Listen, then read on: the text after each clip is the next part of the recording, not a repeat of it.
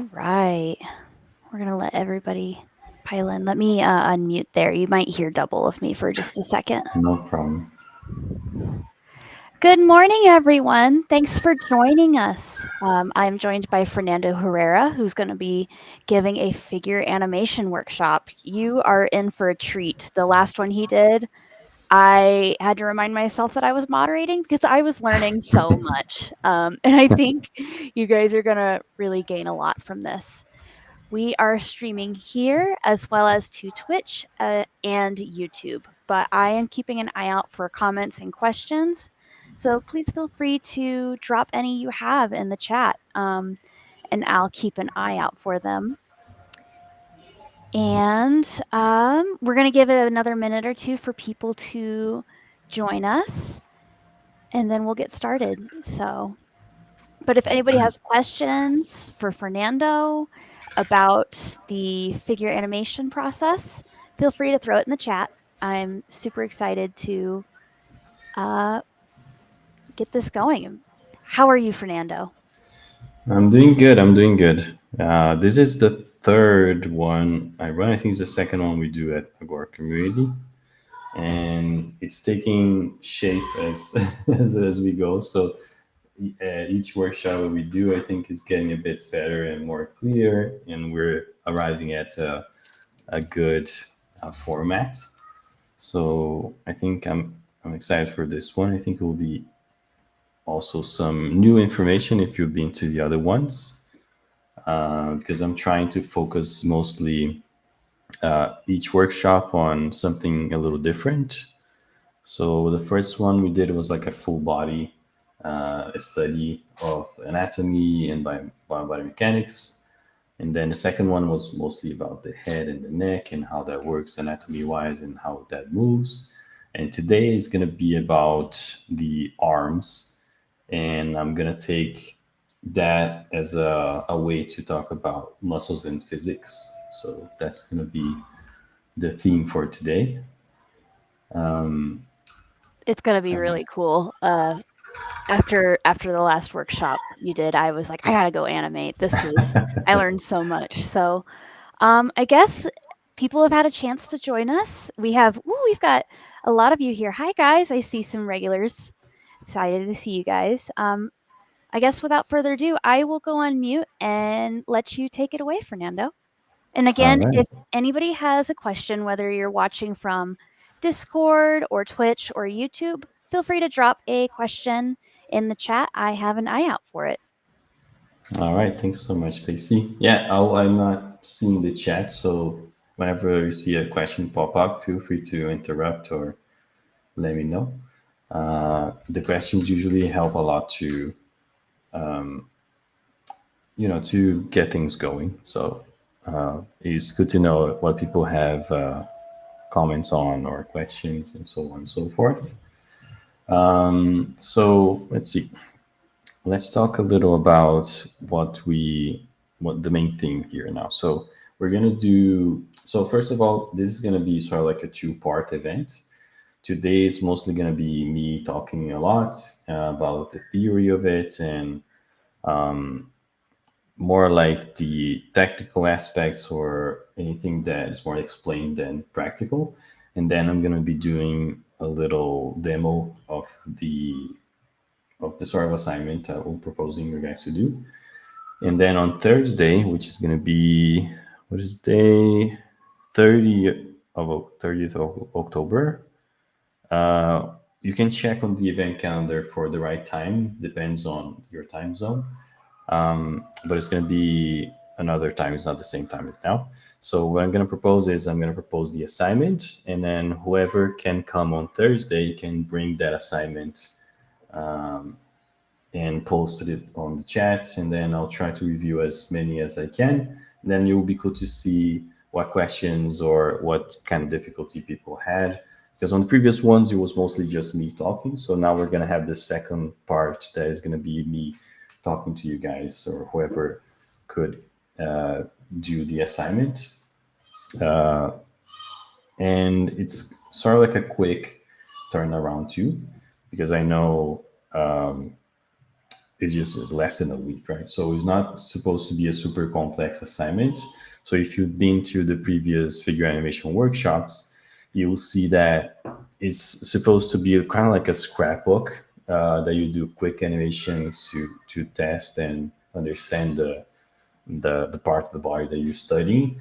And it's less about demo reel and stuff like that. It's more about the study itself, the part of studying, and using that as a stepping stone for your assignments that you are going to put in a demo reel later. So it's supposed to give you more knowledge and more base to help you out on your day-to-day work or your own assignments later or your short film or whatever. So I'll just summarize the what we talked about on the previous workshops because it's important for the overall idea of what we'll be talking about. So I run Animation Den, which is a animation school focused on visual effects, cinematics, anything that's a little more realistic, because that's what I've been doing most of my time on my career, working in VFX. And I wanted to start Animation Den because I felt like studying realistic animation is very different than studying cartoon animation too. So the whole idea about it is that people usually go to the end, and it's like you start learning the basics, the basic foundations, then you do body mechanics and acting. That's the usual path. But what I feel like we're missing is on basic foundations. You usually go for something a bit more realistic, like bouncing balls, pendulums, or something that is more physics based. But as soon as we step to characters, we already jump to cartoon and stylization. There's a little piece of the cog that I think misses, and say that because I felt that on my own career when I started to learn realistic animation. I felt like there's a whole world that I wasn't exploring that I don't necessarily need to animate in that way, but I have the knowledge to grab from when I'm animating anything. So if I want to make something a little more complex, I can grab from my knowledge for realism in the real world, and then I can apply and stylize however I want. So I felt like that gave me a bigger, wider knowledge base and make my animation overall in any other medias better. So it's not about just learning VFX or learning how to animate something realistic. It's more like gaining the knowledge from the realism, which pretty much every other art medias do. Like you're never gonna start studying sculpting by starting to sculpt something stylized out of the bat. You're going to start to learn about the anatomy and all of that. Same thing for drawing. That's why we call that figure animation, because it's supposed to be like a similar or a parallel thing as figure drawing, but it's animation based. So it's not the same because we're not able to do the same type of event like everyone animating at the same time, because animation takes longer than just drawing one frame. So that's the idea, right? Okay, so on the previous workshops, I talked about the whole body. So we studied how to translate what we see on the reference and try to replicate in the Maya on the full body. And then we talked about the head, and that was, if you haven't watched, if you can later, Lacey, maybe if there's a link that we can post to the chat so people can watch the previous ones if they're interested later Absolutely. on. I will drop that in the chat as you keep going for anybody who Yeah. missed it. Yeah, so if you missed it, you can still catch up because it's I'm not going to be covering all of that. It's more like it's the same idea, but we're going to be exploring different parts of the body. So it's sort of like it's like uh, what the old artists like Michelangelo, Da Vinci, they would have a scrapbook studying every part of the body. So that's what I wanted to do with you guys. So you to expose you to studying and breaking down everything that you see and trying to improve your observation skills too, which is the base for any animator, right? The idea is not going to be to teach workflows or anything like that. Like you can probably pick one thing or another from whatever I'm doing in Maya. But the whole point of this is trying to help you exercise your observation skills and how to interpret and match something that you see in a reference. So at one point, you're so used to that that you'll be able to do it without a reference, even, or it's from memory, which ends up happening with the years of your, as you go in your career. Some animators will have an easier time doing things without reference. Others have more difficulty, but in the end, as much as you exercise that, it's going to be better for you because you're going to be building up your own repertoire in your head, and you're going to have more and more to grab from, right? So the concept that I wanted to bring today, so talking about the arms, I wanted to talk about arms today because, okay, we already know how to break down a reference. We look at a reference and you kind of know what you have to look for. We have, for example, some resources nowadays like frame by frame animation that Agora.Community also runs. I don't know if you guys have seen that, but you should definitely search for that on Instagram. And you see that it's a way for you to, whenever you're seeing something you like, you try to break it down and understand why it's good, right? So in animation wise. And it's similar to what we do when we have a reference. You grab that reference and you try to understand what makes it good and try to grab from that and so on and so forth. But I feel like a lot of people have some trouble when you have to go really close to reference or you want to go really close to reference. Even having it side by side, some people have trouble actually understanding what you're seeing and what you're doing in the other side. So that's what we're gonna exercise today. And the difference that I see in the body parts is, so when we talked about the head, it had very little to do with physics because the neck muscles support the head quite a bit. So you see that if you watch the previous one, you're going to see that the head has many motions that are kind of unexpected and unnatural for us to think as animators. So the goal of that previous workshop was to show you guys types of spacing and timing and arts that we don't usually do in our animation, but actually happens on reference. So sometimes that's what I say. Sometimes when we start studying by studying stylization or something that even is more like a Pixar or Disney style is already very defined and polished. And sometimes you miss the little sharpness that we see in the reference by choice, but sometimes you want to put that in the animation.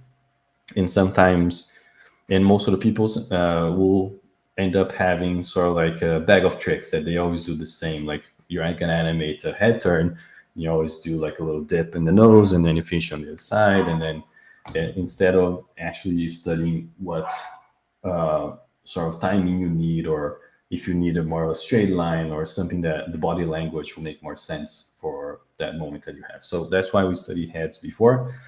But talking about the arms now, there's a big difference between both. It's like thinking about a head or a cat tail, for example.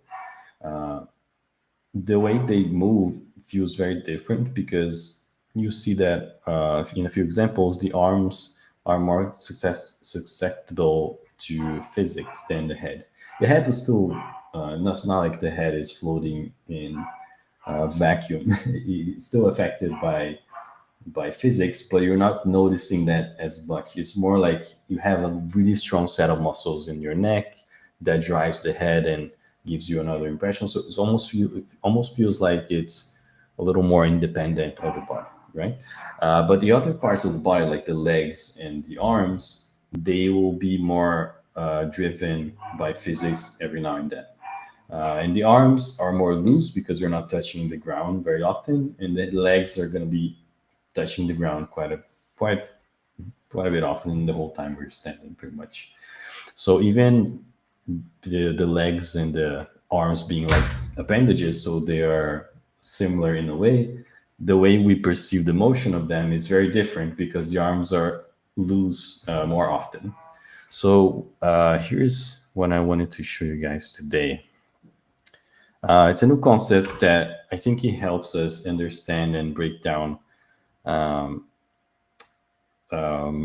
when you're breaking down references for parts of the body or things that are more affected by physics. So what I try to do is whenever you see a reference, is try to put a little dial like I put here, trying to decide is this more muscle or more physics. So with that one question, it will already help you understand that motion much better than just seeing something complex happening on the screen. So I'll give you a few examples. So I separated a few different references and I try, not it's not something precise at all, but I try to put on my dial what I thought this translates to. In this case, I think it's more physics than muscles, but of course there's muscles involved, right? So on the first one, I decided, I think, okay, this is a lot of physics happening because you see the arms are very loose and he does use the muscles to lift the arms here and there, but you see that there's a lot of inertia, follow through happening, overlapping actions happening on the arms. And the way I think it's helpful to look at it this way is because if I'm able to separate what is muscles driven movement from physics, then it starts to become more clear what I have to do on my animation. So instead of blocking the physics out of the back, you can try to do something as, okay, what if I just animate the muscle driven part of it first? So the up and down, the leg going up, the arm doing this. Then I can layer on top of that the physics happening and kicking around like he's doing that. So it's like is in a way it's part of like it's a workflow that you can use, but you don't necessarily need to do that. It's just as long as you have it clear on your head, what is a muscle driven motion, what is a physics based motion, that will help you understand what you need to put in your animation. And sometimes even if it's a reference that you're not copying one to one or you're not trying to match it, by you understanding it in this way, it will help you on your observation skills and grab, okay, I like this because it's very loose in physics. So let me try to put that on my animation that has sort of like different muscle driven motion. So with that, I think let's go to the next one. There's another example. The same guy doing exercise, and he's doing jumping jacks. And on this case, you see that we don't perceive the physics that much. Of course, there's gravity happening because he's falling and going up and down, but you see what I mean? In terms of the arms or the limbs, you definitely don't notice the floppiness or the that we've seen in the previous one, because in the previous one he was kind of warming up, so he wanted his joints to warm up, so he was not doing anything specific to the muscle driven motion, right? In this case, you see that he's very contained in this motion, so it's very precise. It's like when you see someone at the gym that is very precise in their motion, they feel like they're more in control. So even the body language is affected by how much physics you use or how much muscles you use, right? And of course, the weight is also going to make a big difference. So if it was a guy that was much heavier than this one, or a lot more weight, even if he wanted to stay in control, he might have a lot of more things out of control from the physics of it, because the weight will be pulling it back and forth with follow through, overlapping action, either from too many muscles or just more water in the body in the end, or even fat. So in the end, this is if you try to track it in this way, okay, I decided this is more muscle, so I am able to understand what I have to do in my animation. That is a bit more straightforward and objective. But if I wanted, I can still turn up the dial here and put more. What would happen if I try to turn up the physics here? I could still do a layer that extrapolates and exaggerates on top of this, right? So it's almost like, what if I turned on a physics simulation on top of this, like a ragdoll. You know what I mean? So this would be a base of the motion, the muscle driven motion, but I can still decide how much physics I want to put on that. So as you go, you get better at replicating and understanding physics. So I think any animator have their own set of skills or strength and weaknesses. I see some animators that are really good at animating overlapping action, for example, since they were students. And some are not that good at that or don't feel too comfortable with that. And this is a reason, I think, for you to don't let that pass and don't let that be on something that needs work, that needs to be one of your strongest suits. Because if you're able to replicate physics even from memory, or trying, imagine you have to reanimate a ragdoll from scratch. It's like you're being a human physics dynamics tool, for example. That should be your goal, to be able to replicate that without seeing pro physics, you know? So in this case, okay, cool, I understand this reference, I know what I have to do, and I know that I can add more weight to it if I turn up the physics too. So another example here, very similar, I think it's very muscle driven, but we will see a few things on this reference that will make it feel a little different from the other. So for example, let me play this. This is kind of like slow motion too. So you see that there's a lot of muscle driven motion on the thighs, pushing himself up. But notice that after he stretches his leg, you see there's a little wobble in the leg. So that is a byproduct after he applied so much muscle driven motion, the legs kind of wobble because it's like a residual motion from the muscle driven motion. You see what I mean? So most of the physics that you see on limbs or on the arms or the legs in this case is going to be a byproduct of whatever caused the initial motion, that is the muscle, right? So either that or something hits you and then cause your arm to move. It's still going to be, the physics are a residual of what you're seeing there. So it's either inertia or gravity or friction, but it's still on the same box there. That's the dull called physics. But in the end, is understand what made the character move. You understand that applying a little bit of physics to it, you're able to make it feel more realistic or more grounded or more or heavier. You know, so using that the physics tool, like your human physics tool, you're able to gain a lot of that nuance and credibility to your animation too. Again, even if it's not a realistic animation, we've seen a lot of that in the past, like in movies that are a bit more detailed.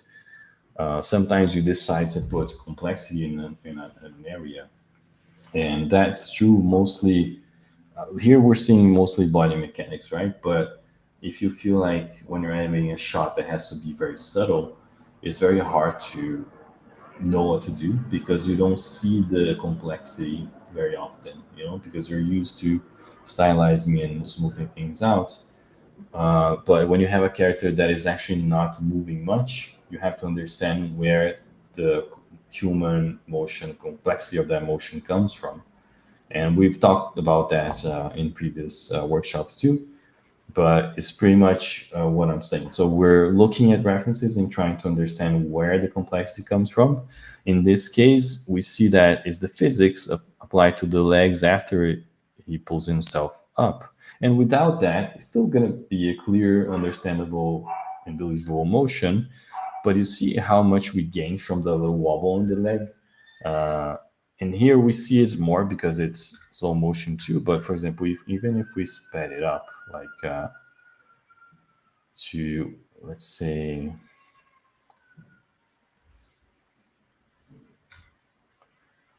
this more real time, you still see the little wobble, you know? that makes a big difference. So even though the character, if you think about it, this is a very tough type of motion to animate because it's super symmetrical. The timing is also not super contrasty too. So there's nothing really interesting happening. But you see that little complexity that you can grab and put in your animation. That is usually what makes a shot shine and be the difference between a okay shot and a great shot too. Okay. Fernando, we have, Yeah. oops, let me unmute myself on Discord. We have two questions, one on Discord and one on Twitch. Do you have time to answer those? Yeah, for sure. Let's go. So, Sasaki on Discord asked, are muscle driven motions identified by power while physics driven ones are identified by precision? How can we tell them apart or identify them? I would say I would say muscle driven motion is going to be what you see that is more precise, like we see in the jumping jacks reference. So, because it's your brain sending signals to your muscles to activate something so that you know you want to do. So it's like you're going to see, when you see emotion, you have to look at what's happening and trying to figure out what muscles are acting there.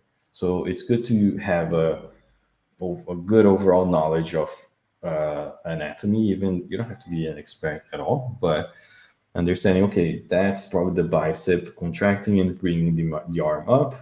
So I know that is a muscle that is my brain told my body to move that way. In physics, is going to be something that feels a bit more chaotic.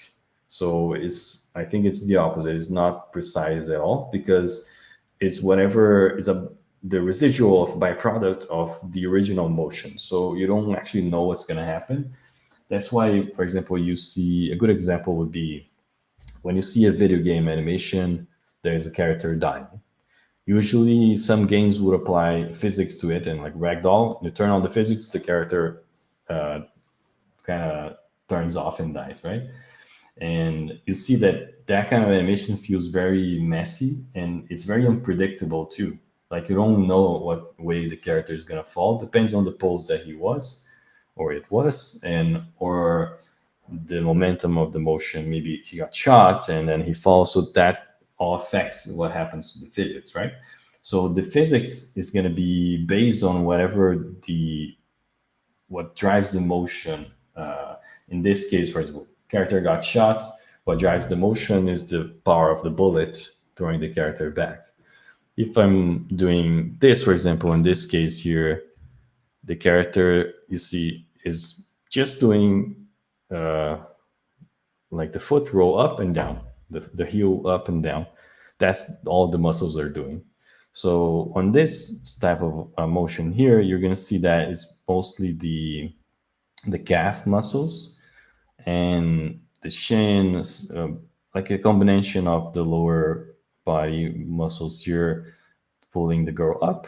But then when she releases, then it becomes all physics, right? Because she doesn't need muscles to come down because gravity is going to help that already. You're probably going to use muscles if you want to go down in a smoother way.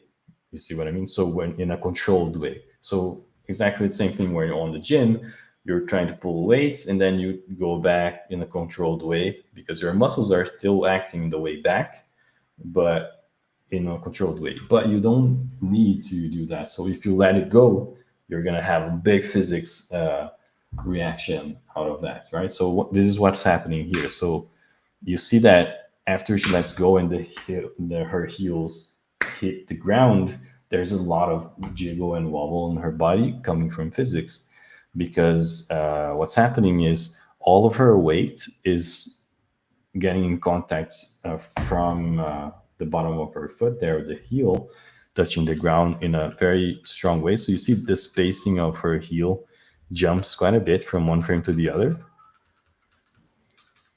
and you see a big reaction on her clothes, on her knees, and anything, and even on the muscles. In this case, the muscles are also heavy, right? So they're when they're not contracting or they're not acting, they're gonna jiggle too, like fat does too. So in this case, you can see it's very easy to understand on this case where the muscle driven motion is and where the physics motion is, right? So that's why I thought this is mostly physics because there is a little bit of muscle acting here, but you see that her body, she's not trying to hold her arms so that they don't move. You can do that if you want, but in this case, for some reason, she wanted to do this to maybe warm up. So in an example like this, you're going to see that the arms are totally driven by physics, pretty much. Almost no muscle there. Muscles are going to be acting more like here. So the way to think about it is try to understand what is driving the motion, where it's coming from, which muscles, at least even if you don't know the name of the muscles, kind of where it's coming from, if it's coming more from the glutes or the thigh or the calves, or if it's more like the spine or the neck or whatever. So if you figure that out first, or if you figure out, okay, that's not much muscle driven motion, it's more like physics. So in this case, it's pretty easy to understand. Some shots is going to be, so if you take a very complex fight scene, it's going to be harder to break it down because it will be sort of like a mix of a lot of things. But sometimes you'll notice there's some opportunities to display a bit more physics or more muscle. You just have to be mindful of that. Try to do that on purpose, you know, because what I feel like is we go too much. We're based on feeling too much, you know. So when even when we see a reference and okay, I understand what's happening. She does this, and then after she lets go, I see the arm shakes a lot. But if you don't put understand why that's happening, you're gonna animate it in a different way. I feel like, you know. So it's different than you seeing something and seeing something and understanding. You know. I don't know if that makes sense. Was there another question too, Lacey?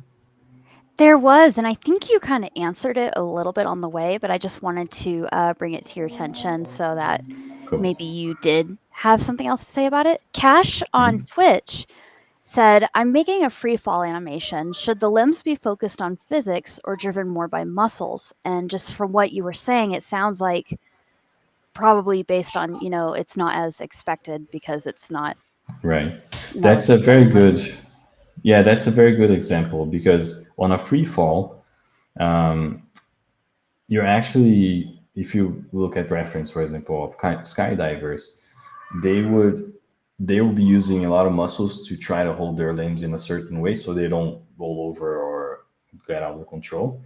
But the physics act in a different way in this case because the wind or the wind resistance is so strong that you're not going to be able to hold yourself super steady because the wind is going to be adding turbulence to your limbs. So the free fall is going to be pretty simple. Like the dropping motion is going to be super simple, like a bouncing ball, or just the physics of the gravity or any inertia that is coming from. But on the body and the limbs, you're gonna have to add a lot of turbulence to even the body rotation or the limbs. You're gonna That's the way physics will act in this case. It's less about I see the muscle moved in a way that caused physics to do something. It's more like other other forces are acting here, like the wind or wind resistance or the friction of the wind is making the limbs shake in a certain way. So to me, I would say if I'm thinking about how to animate this, I'm thinking, okay, I'm gonna try to get a pretty strong pose for the skydive. Then I'm gonna try to make sure my falling animation is very solid in terms of spacing and timing too. Depends on the camera too. Sometimes you want to make the character go around and move around the camera too, just so it's not like stuck in the middle. But for the limbs, then it's supposed to be just figure out what type of physics you want to put there from the turbulence of the wind. It can be very chaotic in this case. It could be a layer that you put noise on or try to understand. Just make sure that it doesn't feel symmetrical too. So each limb is going to be affected in a slightly different way because there will be uh, air pockets. Is gonna be weird different things, and the clothes also change the way that the limbs are gonna shape, right? So there's a good example because it's not the regular staying on the ground physics. It's more like physics will act it still, but in a different way because of other forces, you know? Same thing, for example, if you're trying to walk in a storm, for example, and you have a lot of wind on you, so same thing would happen. You're gonna have your muscle driven motion fighting against other forces, and that will affect your limbs in a different way, you know. So that's why we still have to look at the references and break them down. But it's just the way that you break it down and try to understand it. Okay. Thank you so much, Fernando. I hope that answered that user's question. Cool. Yeah. Thank you guys for your questions. Keep them going if you have anything else. This is not a, I would say, it's not a super unknown subject. I try to explain things in a different way that I haven't seen before too. So sometimes it might not be super clear. So let me know if you guys have any questions. Okay. All right. So last one. This one I put a lot of physics on because it's just the motion. I think this will be more in the middle. I kind of regretting that choice there. But what I'm saying here is okay, I remember now. Okay, so this is a, I'm not super good with the names of their site. I think this is a deadlift, if I'm not mistaken. But what I'm saying here is because of the huge amount of weight he's trying to lift, you're seeing that he has a lot of muscle driven motion, but all his motion is dictated by the physics of the weight of this thing trying to come down from gravity. So you see how he tried to get below the weight so he can push it up. So all of this happening after he positioned himself is the physics pushing him down, right? So it's like his I think this is more like in the middle, I think, or even more muscle. But you see that the legs are acting like sort of like a way to soften the fall there. So he gets all this weight. So the arms soften the fall too, and then the leg bent in this way also lets it soften the fall too. Then you see he uses his chest to pull the weight up, and then when he sees, you see that why it's so easy for him to come out of the weight there. So he had a lot of trouble to lift it up, but because there's a lot of inertia being built from his chest pushing the weight, after he stops his body, the weight continues to go up and releases the tension from his body. So he just has to get away from it, you know? So this is a very cool example to see how the physics change the way your muscle move too. So if you're lifting weights, it shows up in different ways. So we don't see much in terms of his body. We don't see much residual motion. Like there's not a lot of jiggle or shakes or shudders. Sometimes some people call it shudders. So there are not a lot of motion except for maybe when he's trying to get the weight here on his chest. If you play it on real time, you see that there's sort of like a little wobble even on the arm bar here. And then this motion is completely muscle driven. But of course, he's fighting against a weight, right? So it's still physics in a way. What I'm saying is, I'm trying to to wrap my hand around how I should animate this, right?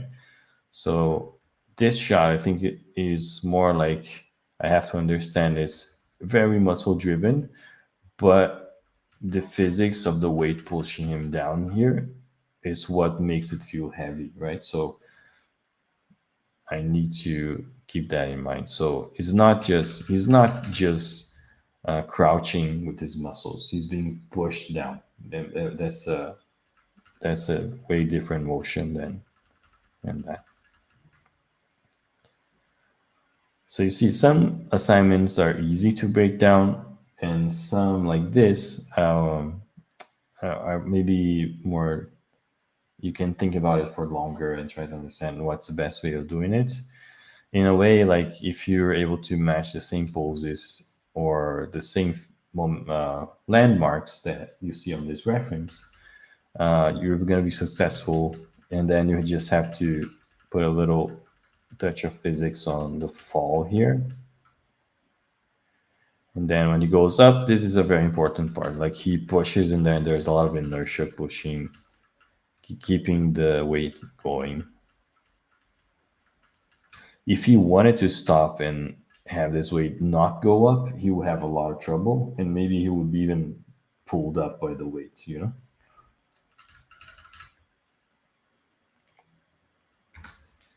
Cool. All that makes sense so far, everyone? Hope it does. We don't have any questions yet, but again, if anybody has a question, feel free to drop it in the chat, whether Okay. you're on Twitch, YouTube, or Discord. Oh, we've got a few people typing. Okay. We'll play this again if you guys want to see. Yeah, someone says it makes sense so far, and you've got some clapping. So, Ah, cool. yay. Clapping is also a lot muscle. No, okay. Muscle driven and it has some residuals after you clap. It I gets was, addicting. thank goodness I was muting, but that made me cackle. So that was good. It was good. Cool, guys. Okay, so let's get to the practical part of this. I'm not gonna animate the full thing. I'm just want to show you guys how to do this and how to break down the reference in question. I'm not gonna send you the reference. You guys can easily do that yourselves. Let me show you here.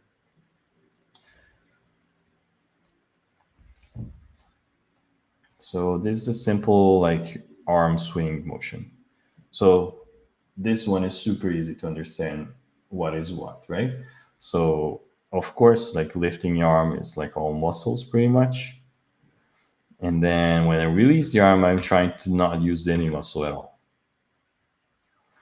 What is interesting about this is a couple of things. Like aside from just looking at that, like whenever we break down a reference, I try to notice different things about the reference itself. So in this case, you see, I tried only to move my arm, but you see how the whole body moves? So this is something that is very, very usual on any body mechanics or any body motion. Everything is interconnected. So just I was not thinking about moving my body at all, but just by lifting my arm, I counterbalanced my weight in a certain way that I moved my body back a bit. I added some rotation to my chest. Even my head, you see, like I kind of dip down my chin and it lifts up again. So this kind of stuff, aside from all we talked about so far, is things that in figure animation workshops are always trying to understand and see. So those are little nuances that come from our day-to-day life and motion that we overlook sometimes when we're trying to stylize or simplify something. Sometimes simplification is a must because you need that for any comedic effect, for example. So it's not that you have to do that every time. The whole goal here is for you to know that it exists and know that you can use it, and then you can choose whenever you do that or not. So as animators, we always want to put all on our shot, right? But that's our first instinct, I guess. But we always have to work in a team, right? So we have to look at a sequence and see when something is actually needed or not. So sometimes something that I see on my reference might be too distracting for my shot that I can choose not to do it. Because, for example, if I wanted to move my arm without moving my body at all, I could do it. It's just not natural. But if the body language of my character require that, I can still do it, you know. But it's good for you to know that the involuntary motion that happens on the body affects the arm, affects the whole body in the end. So, and I think one of the notes that I give more often to animators are, it's either that something is moving too isolated or it's moving together too much. So there's always a little fine line. It's always a sweet spot, I would say, for how much you're connecting your emotion to the body. And if it's too little, it feels very isolated and unnatural. So if the arm is not affecting the body at all, it feels unnatural. But if the body is moving together with the arm completely, then it becomes too robotic, you know. So there's always a sweet spot that you can try to find there. And depending on the style or the character, you should always keep an eye on this. But this is something that I see a lot of animators overlook. Like, oh, I have to lift my arm. They just lift the arm, but they don't think about what the arm is actually causing in the body. So if you're doing a shot that the character is not very aware of his motions. For example, if you're doing an athlete, you might have more like a precise motion because, let's say, if that arm motion affects his body in a weird way, he's probably losing time on his or her sport or their movement. You know, so they want to be as most as they can. They want to be objective in the motion and have less throwaway energy, you know. But on our day to day, that's not true, right? So depending on what you want to do, if I'm just talking to someone, I just want to keep an eye that whenever I move or a gesture with my arm, I have to be aware that that causes something in the body. Also, be aware that sitting and standing has different effects as well. So if I'm standing and I do that with my arm, you see that what happens to my hips going back and forth here, that will not happen in a chair, for example, you see. So you have to be aware of that when you're shooting reference. And whenever you have a reference that the character is sitting, try to shoot it sitting too, just so you see the way it works, you know. Okay, so the other thing is what happens to the head here. I found it very interesting because we feel it's hard to tell what. I wouldn't have any ideas to what to do with the head in this case. I'll just keep it looking forward, you know, as I've done it many times. But that's very interesting. So you see that even before the physics kick in, this is sort of like a muscle driven sort of movement to the head. And this is not the only way the head can move. Like I shot many references, and on this one I did that for the head. On others I didn't. I did something different. But the whole point is, it's good to have many references too, because you can choose these little nuances from one or the other, and you can plug that into your animation if you like. You know.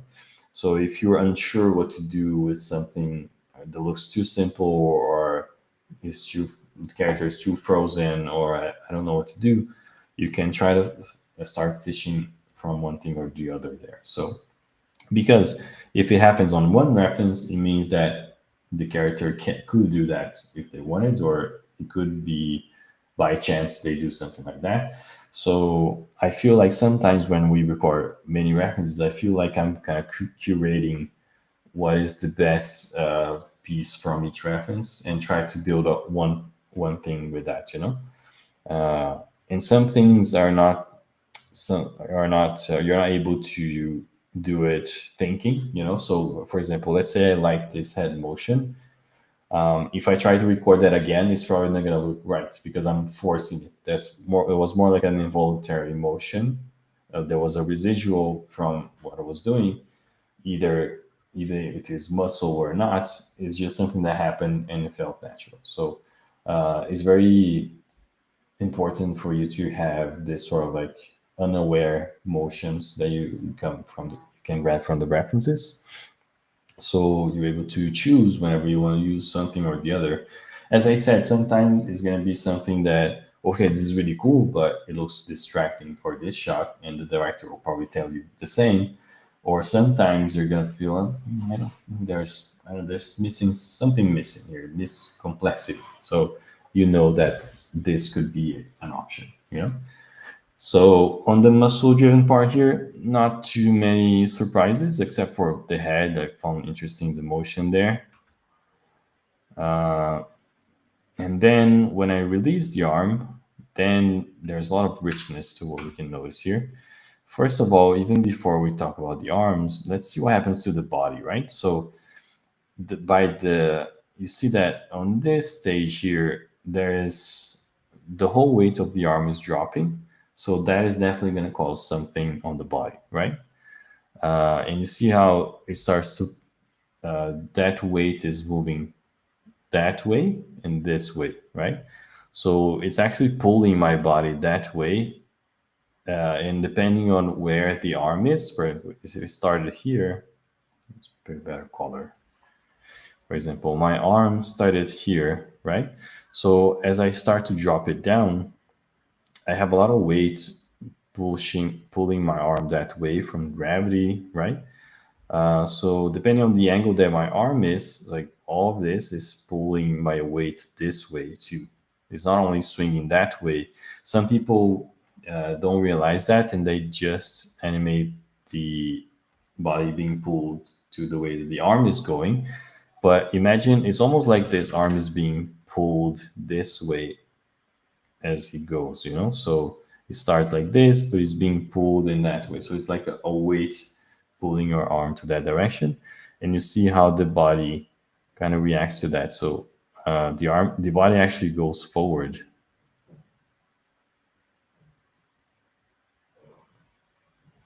And you see how the head trying to stay in place is being pulled by the body. So it kind of drags back. And because I'm not trying to hold anything in terms of, I'm not trying to use my muscles to hold and not shake like that. I see that the head has sort of like quite a bit residual after too. The head, I mean, and the body too. Like it's being pulled that way, so there's a lot of rotation on the body that's being caused by physics, right?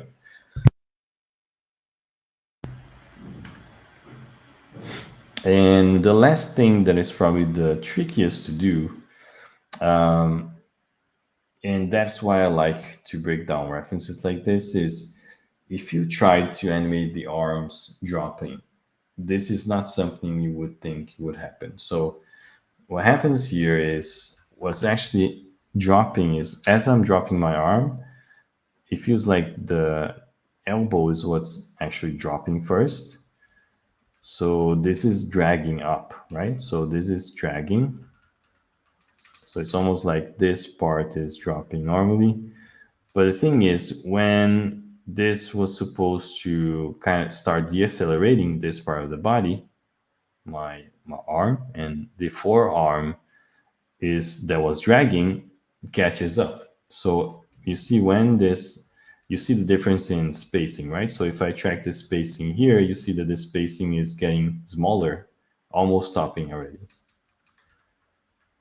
But what happens is because the arm was dragging, the forearm, the spacing starts to gain very quickly and then suddenly gets very big. And then when the range of motion of your elbow, it doesn't bend the other way, right? So what happens is you have all this weight getting to the elbow lock. What happens is this is going to start to push, and you see that it's almost like this was stopping, but then it keep going after. So it's like the weight of the forearm is having this part catch up and start moving again. So that part is being pulled by the forearm now. So I'm trying to delete all this thing. Let me open it again because I screwed up a bunch of drawings there. So take a look again at only how the arm moves. I like this tool here on Keyframe Pro to decrease the speed. It's very helpful because it helps me see sometimes stuff that I'm not seeing at the naked eye.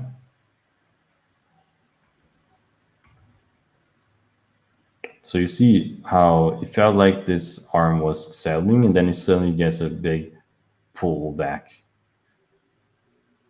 And same thing, like you see how the forearm causes this to move quite a bit. So it stopped already, but then it started going back again. So this is the sort of stuff that when you're used to animating, like for example, when you start understanding how to animate physics, we're going to do overlapping action. So we're going to do a pendulum, we're going to do a ball with a tail, right? And that's very straightforward because we're trying to make something very stylized and flowy. But when you see something like the arm that is very physics based, especially when I'm dropping like this without any trying to hold it with the muscles, you see that it moves in quite a bit of a weird way, compared to what you would do from memory. So even when you're animating physics, it's important to look at reference because of this, because you would be missing a lot of this complexity.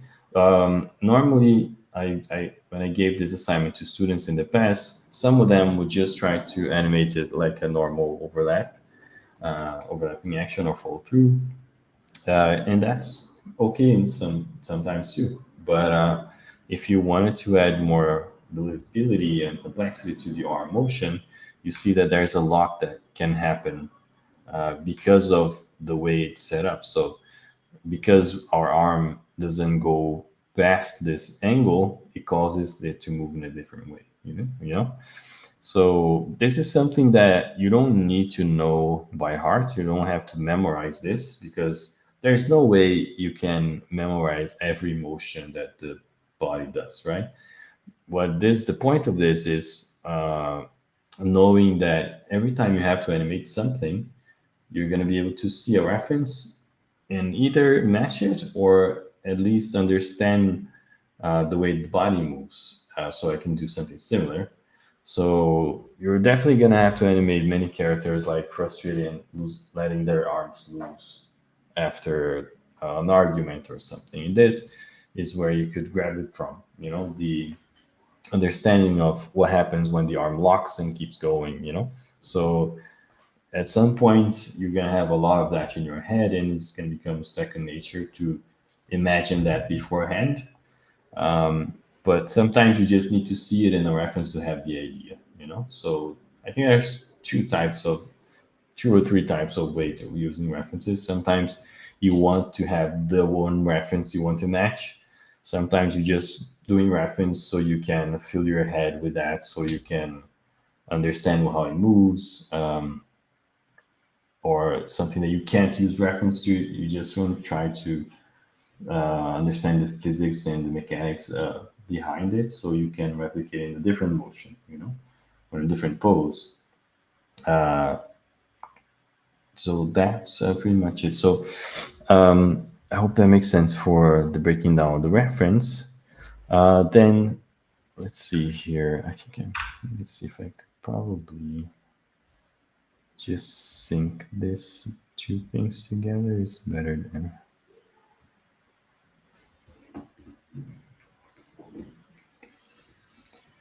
Okay, I'm gonna try to sync this to Keyframe Pro. I'm not sponsored by Keyframe Pro, by the way. It's only $89.99, but no, I'm kidding. But it's a very useful tool that I use in the day to day. Definitely recommend it.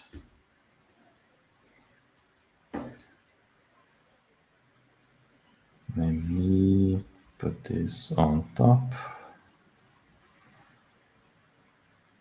Always on top. Okay. Now I can 7 frames too. A bit of a tip: make sure that whenever you record a reference, you have to be exported to 24 frames per second, so it matches your Maya scene.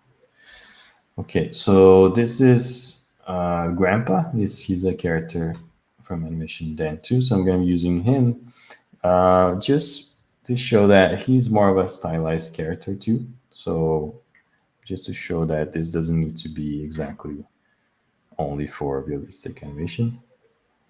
Okay, and now the first challenge here is for us to figure out what we want to do. So is that going to be a FK shot or an IK shot? Both have their own challenges. In this case, I don't think there's one good choice here. So usually what I'm doing at work at least is when I can have a rig that has IK snap or KFK snap, that's the best because you can get the best of both worlds and you can switch the animation whenever you want from FK to NK. There's also a trick that you could try. You can use FK and then use a tool like temp IK to create a IK chain on top of what you have just temporarily. I might try to do that. Let's see. So I'm gonna change everything here to FK. Everything, just this arm actually, or both of the arms, which is here. Arm IK.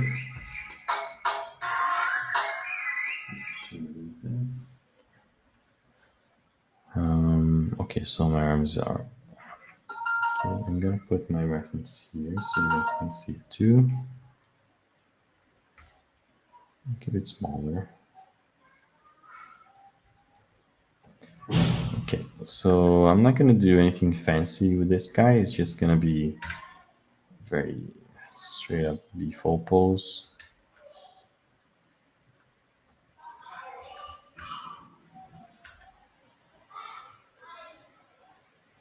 On the side. Oops, I forgot about one thing here. I'm gonna animate as a proxy because it's faster. And I like to animate as fast as I can so I don't have to keep blasting. Especially when I'm animating this way, more like the art to spline thing. Okay, so I'm just gonna create a general combo button here.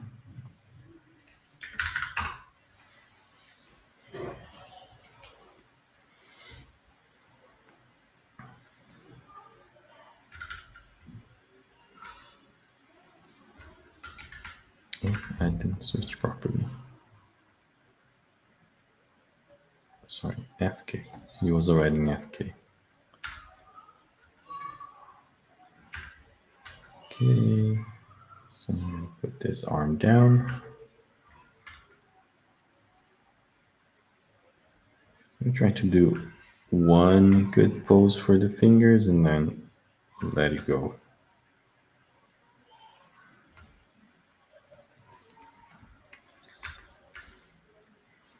Also not gonna overthink too much, but the good thing is that this character already has like a cool default pose, so I don't have to do too much here. Just have to make it look like it's a natural relaxed hand. I don't like to select a bunch of controls and rotate together because every phalanx move in a slightly different manner. That's something I mention all the time to my students. Like this phalanx in the middle usually has more motion than the tip, so sometimes you're gonna see people rotating everything together. It's not cool because it misses a little bit of the best pose you could get. Let's spread this a little bit.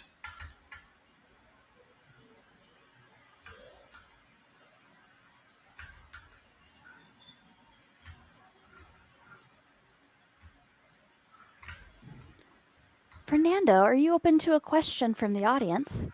For sure, yeah. Someone asked, in motions that involve more than one joint, like the arm, do you recommend blocking a full swing and adding that breaks later, or include the joint breaks in the first blocking? Yeah, I think in this case, I prefer to go almost. What I would do is I'm gonna do this joint first, even if I don't see this happening yet. Then I'm gonna be pretty much touching on only those two guys first, because I want to get the whole driving motion happening first, and then I'll layer in what happens on the body and on the hand and so on. So there's a lot that we could do there after, but in this case specifically, I feel like it would be easier for me to try to animate this joint first and almost together with this one, because if I nail those two, it's already like 80% of my motion, and the rest is being pulled and apart. But in terms of clarity or what needs to happen on this shot, those two, and maybe the shoulder too. But I would say there's no one specific way. Like, let's say there's another shot that uses more than one joint. It really depends on what we're seeing. Each shot has their own story, their own challenges. So I like to look at a shot and figure out what is the best workflow that I can do on that case. Sometimes I already animated the shot like this. It was a character sneezing, and then he lets his arm go, and same thing happens pretty much. And I switched from my KFK many, many times to polished and to get the motion I needed to the notes. I don't think I could say there's one best way to do it, to animate always each type of shot. Really depends on what you have to do, what kind of note you have to address, if you're blocking, if you're polishing. So I would say the best tip is, if you tried something in the past, you might have a good idea what's best for you, but always be open to try different things. So like I one of my animation principles is mixed workflows, which I took from the old straight ahead and pose to pose action from the 12 the 12 principles of animation, right? But I like to call it mixed workflows because in CG there are many other workflows to do. So the whole point of that principle to me is to make sure that you're trying the best workflow possible to get the best result. So and not suffer doing that too, because animation is a mental thing. So you could get into any result with whatever workflow, but the way you get there changes the result, because sometimes it takes more time, sometimes it makes it so stressful that you get a worse quality too, or you see what I mean, right? So it's very, very important to be very mindful. So that's good that you're asking how to do it, but I would say try it with both. But if it feels like it's going to be easier on FK first, do that, or layer stuff in after. Do only one joint, try to do the second one after.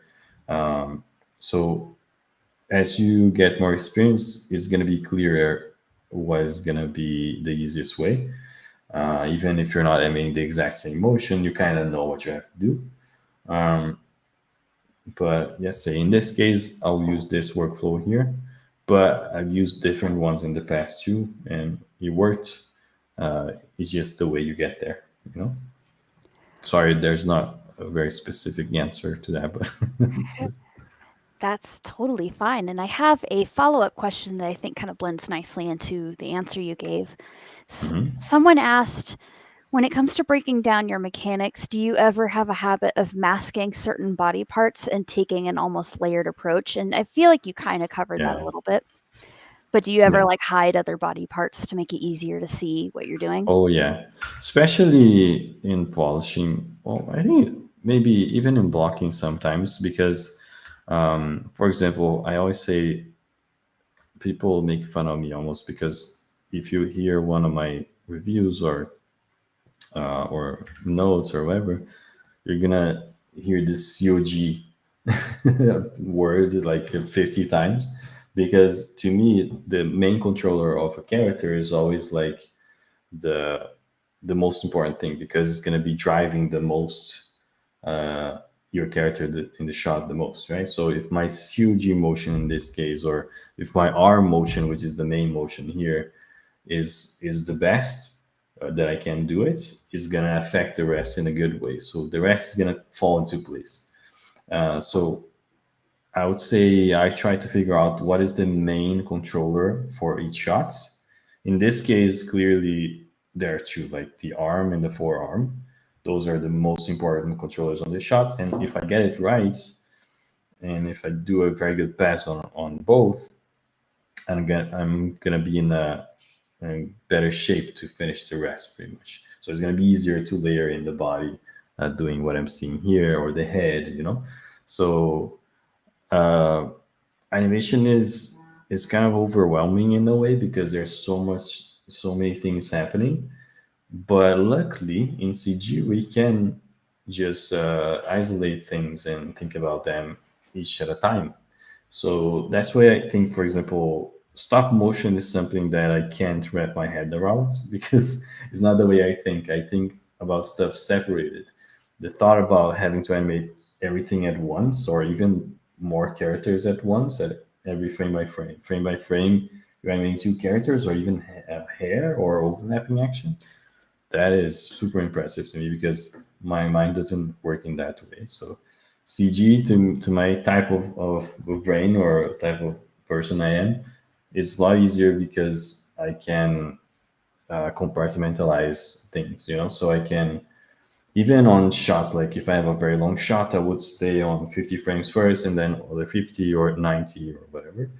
So just so I can focus on little sections, and instead of getting overwhelmed by a bunch of other things. So if you look at a character like this, it's too many controllers. So we don't want to be thinking about those too soon.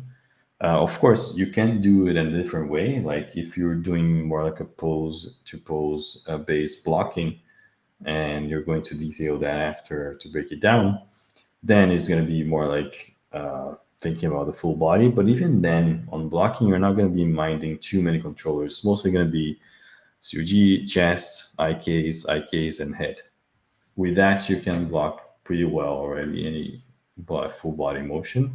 So even on a shot that you're actually thinking about more than two controllers, or two or three, I still like to simplify the main controls that the character needs, just so I'm not thinking about um, things in the wrong order. That changes the outcome quite a bit, in my opinion. Okay. We had, and after this question, I'll give you your space to keep presenting. No, that's good. I can keep going and talking at the same time too. That's good. Um, so a follow-up question, you were talking about, the kind of blended workflow between pose to pose and layered, and um, someone wanted to know, how do you know when it's time to switch from, let's say, pose to pose to straight ahead? Is it kind of a gut feeling? Is it different each time? Like, maybe what is something that an artist could take as a sign of, like, hey, maybe I need to try doing straight ahead for this section? Yeah, that's very hard. I think it's very personal too. But there are two different ways of thinking about it. So when you're blocking, like the traditional workflow, like blocking is spline, the answer for that is more like you have to be sure that you detailed your animation enough so you're ready to go to spline. So a lot of people go too early, and because of that type of workflow, you're depending on you're going pose to pose, but you have to figure out little sections that you can go straight ahead. That is the whole point of the principle, the old principle of animation, using straight ahead to make things less planned or more organic. Pose to pose has a big is an easy way to become very predictable, and uh, your animation is going to look too simple or bureaucratic. So you use straight ahead as a tool to make you go from one thing to the other. That's what I like to describe. So for example, instead of having something on frame one and then I'll pose on 15, and then I'll put one in the middle, and then in the middle again. That to me starts to look too planned, you know. So what I like to do is I would like to have poses set down, and then I would try to figure out how I go from one thing to the other in a good with a good arc, with a good spacing. So I would spend maybe a little section of 10 frames to go straight ahead, and I'll try to do a very cool motion, very cool arc and spacing on that section, and then I can all think about cleaning it up later. But that's the way I think about straight ahead. So, but you can think about straight ahead in a different way. For example, let's say I have a ponytail on this guy. If I have the base animation done and I'm only animating the overlapping action of the hair, that's probably going to be something I will do in straight ahead from frame one to the end, because I already have a base motion that I can react to, you know? So knowing when to use each is going to come with experience. Of course, it helps to have someone telling you what's the best option in the beginning. So having some sort of mentorship or opinions or reviews from animators is always good, because they will help you sometimes open your mind to, oh, maybe you should try this if you haven't tried. Because what I what I went through in the beginning of my career, I felt like I was very close to one workflow because that worked for me, and I haven't had no reason to change it, right? But as like I said, if you have a better workflow for one specific shot, that's gonna make your shot become better too, because you're gonna be doing it in a less stressful way, less mistakes. You're gonna be having more time to iterate and improve. So in the end, the process matters a lot, I think. But as I said, each animator might have their own workflow to animate one specific shot, because the way your own mind works, you know. So you have to kind of know yourself with time and understand that. In the beginning, it's no problem. You can rely on other people to tell you or to give opinions of what you think they should do, you know. So that's what I like to do with students, and when I try to tell them how I would do something. But if they have another opinion, just let me know and I'll explore it with them, because sometimes I feel like there are students that have different types of way that they feel more comfortable. There are definitely ways that are not going to work. They're not going to be efficient. Then that's going to become very clear soon. But the nuance of something is slightly better than the other is going to come with time, I think. But that's the way I like to think about it. But there's no easy answer, because every shot is different. Every shot is going to require something. Every character is different. So it's always good to have someone in the beginning to help you get the ideas of what you could do to start, you know? Okay, so very simple here. I'm going to let me have my keyframe. So I'm just gonna land it to the last pose. And I'm gonna notice that, okay, my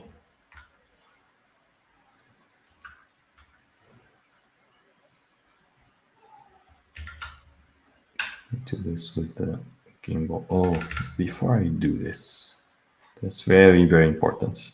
Okay, so I changed here to gimbal, and you see that this is not a very good, yeah, this is not very cool. So what I'll try to do here is changing the rotate order. So what do I need here? For now, I have, we can check with Animbot. For example, I could try, oh, he's suggesting that I use ZXY instead of YZX. Let's see. That's definitely, yeah. You know, I think he's wrong, because this is not easy to understand. So if you want to take notes, okay, so the way you think about rotate orders,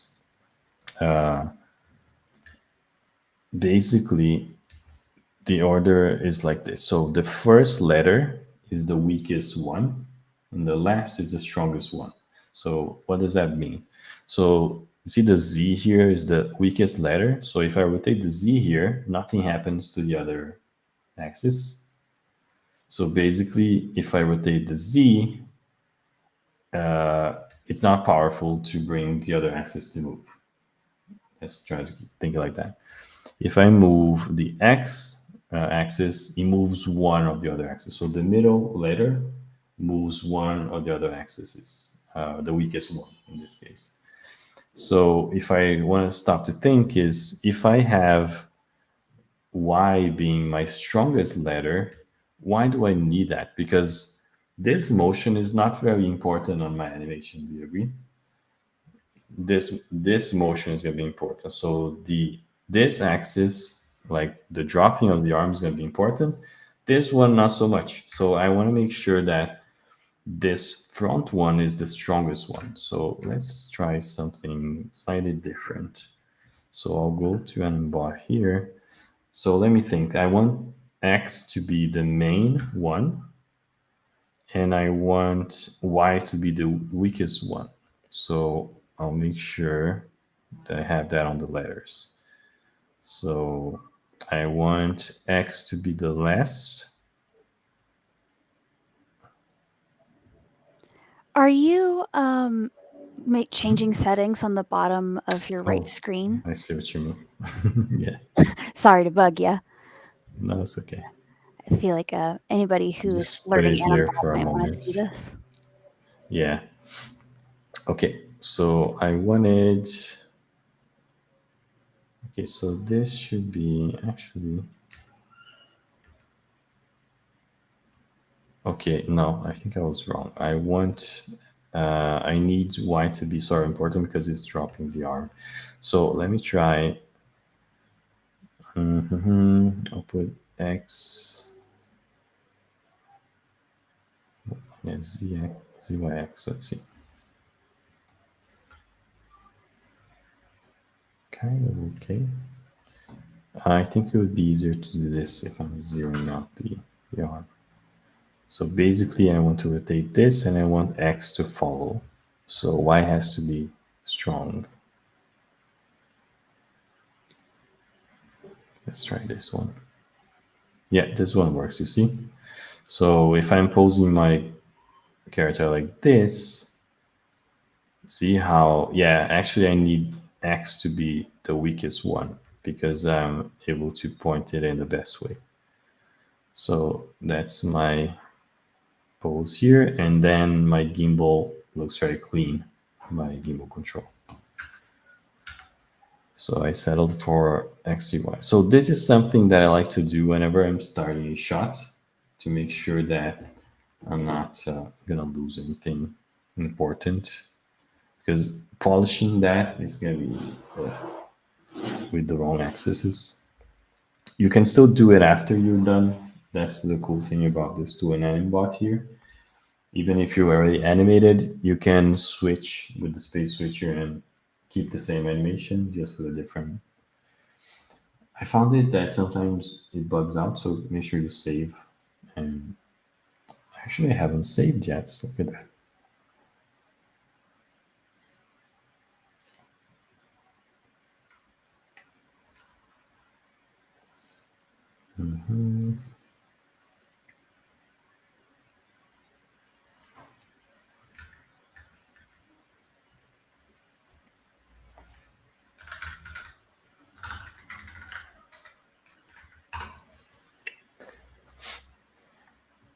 All right.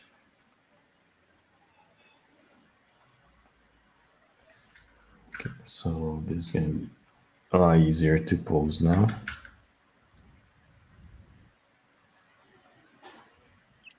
We had a question. They asked, "Will this?" And I'm not sure if I understand the question. Maybe you will. This will make you understand and organize the curves better in the graph editor, or something else. Oh yeah, the space switching thing, yes, because pretty much what I'm seeing here, what we see on gimbal mode is what happens on the graph editor, right? So if I'm rotating only X, I'm only going to see X on the graph editor. If I'm seeing, you see what I mean, right? So each gizmo that I rotate here is going to be directly reflected on the graph editor. If I'm using local mode or object, I'm going to be fine, but it's going to be super easy to get gimbal locks on this sort of animation. So it's very important to keep an eye before you start. So again, the other workflow still works, but it's going to be much faster to clean this one up.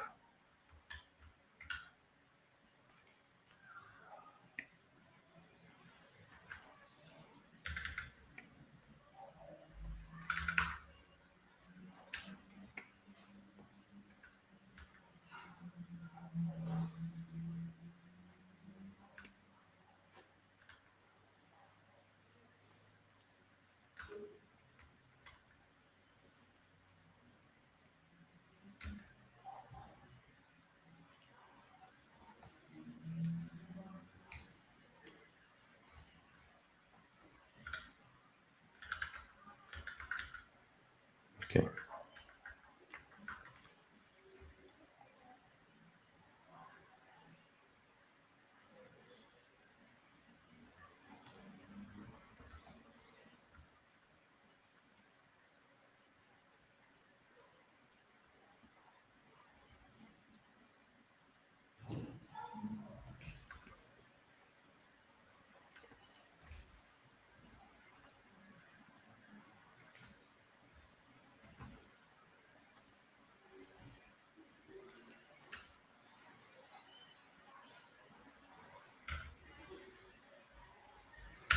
So I'll try to do it here. I'll just create a in between pose here.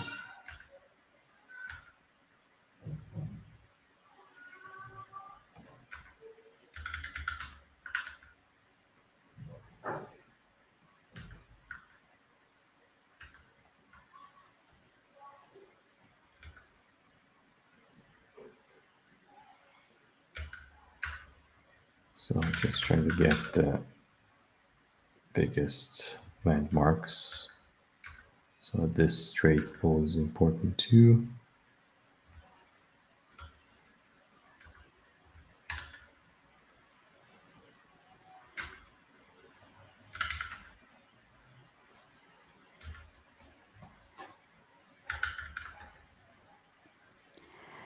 So Fernando, could you Mhm. just mention again what was the rotation axis order that we settled on for this rig?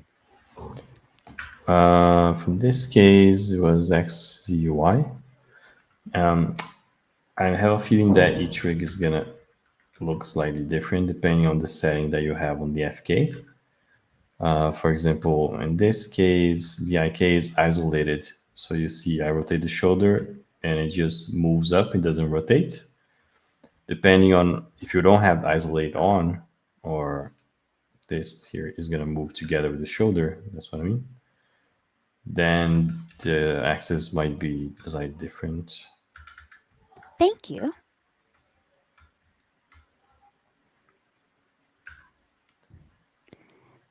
Could I bother you one more time to move your Yeah, webcam? I'm so sorry. Someone was asking if they could see your graph editor. yeah. Oh, I don't even have it framed in proper way. I'll go back to that later. I'll just reduce my camera here for now. Thank you so much. Sorry. No worries. Yeah, but don't pay attention too much to the graph editor for now. I'm doing things more like visually for now. Okay. Okay. So missing something here. Sorry. Just make sure everything is added here.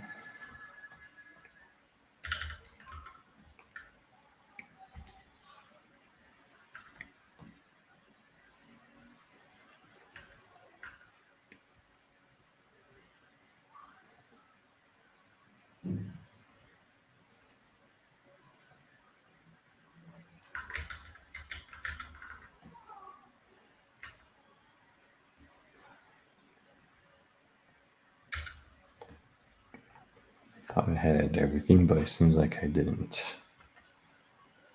So I'll have to go back to this pose.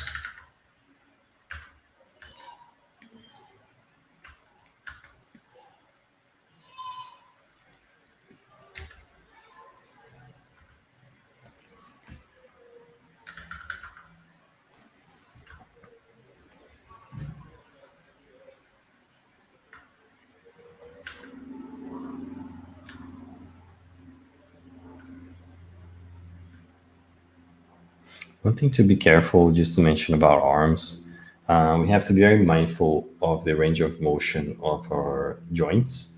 So for the hands, you're going to see a lot of people doing this with the hand. This is wrong because your hand doesn't go that far. You see on my camera here, it's very limited, this angle here. This one is not, but this one is. So sometimes when you think you have to drag the hand this way, it's more like this. So usually you are gonna prioritize using the axes that have more range of motion, you know? So this sort of pose is always like 99.9% is gonna be wrong. So just rotate it slightly if you're using this axis, but you can use the other ones. Same thing is valid in terms of the rotate order for other parts of the body, like the hand. I don't care too much here because the hand is not going to do something really crazy in this case, so I'm just going to keep it.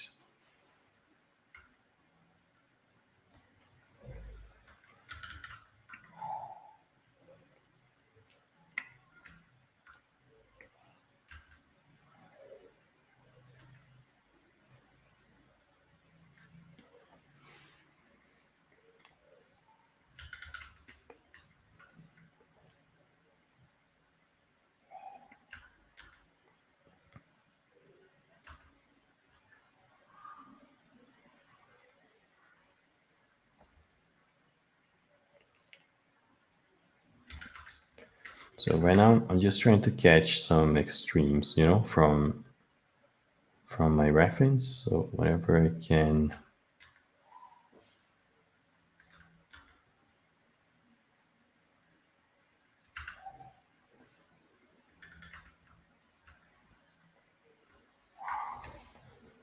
okay, there's something wrong here.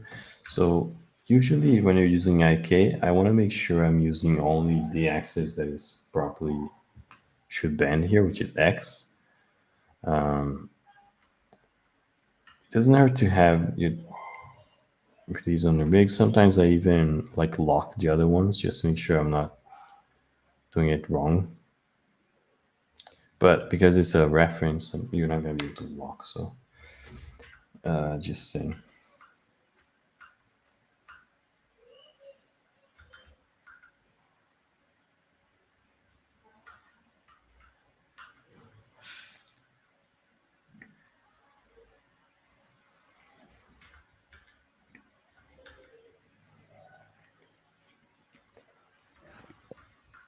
We have another question.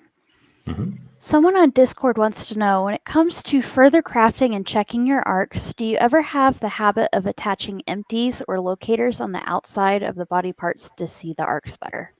Yeah, for sure. That's a good point. Whenever you have, for example, part of your body that doesn't have a controller that you can track, I go and I put a locator there. So, for example, sometimes, let's say, depending on the shot, I have the character bent over and becomes important to see the spacing of the back part of his body here. I could put a locator here, for example, or even the knee. For example, I have disc controllers that I could use, but if you don't have a controller in the middle here, you could create a locator that you can attach to the mesh, like with a rivet, so you can follow that too. So that's always helpful. Even in blocking, I like to use stuff like that to track the arcs. Okay, so for now, this animation looks like nothing because it's just the extremes, very simplified. So now I'm going to focus on this part here. So first of all, I'm going to try to match slightly. You see this little up and down that we see on the reference there? it's like a little overshoot. I'm gonna try to match that slightly.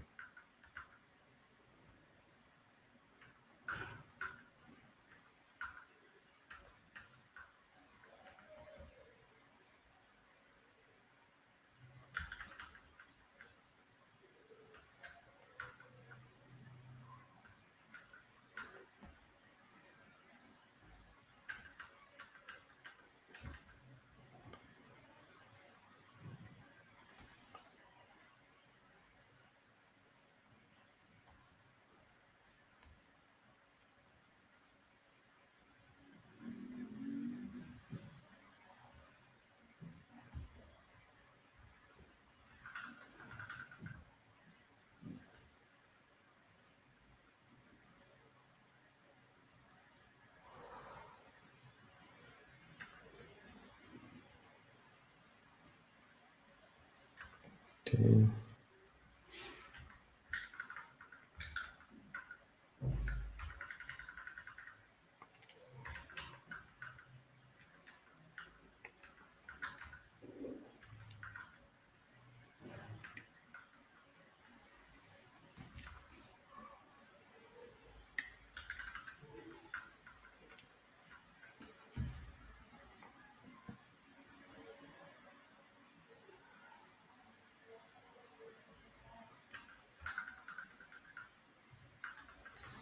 Okay, so here I see that I want to try and get this deceleration that I see in the reference. So I'm gonna have to try to have this part arrive a bit sooner.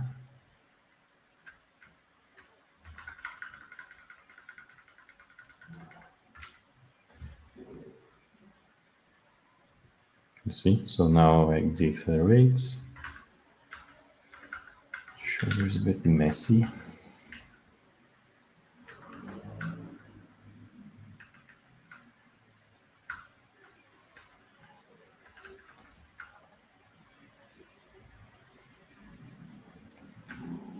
Okay, now I have it stop kind of here.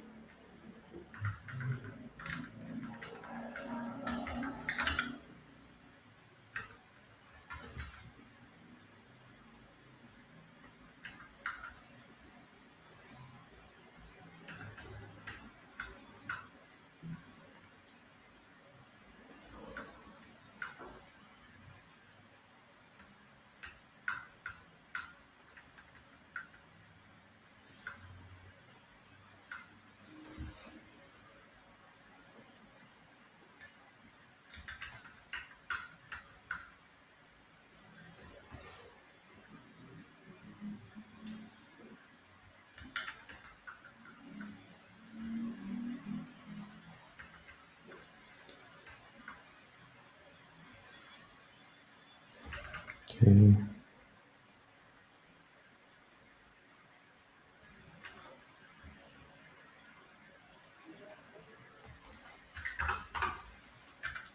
So you see it's going to be a very short assignment, it's like 90 frames. So it's definitely something you can try on your own.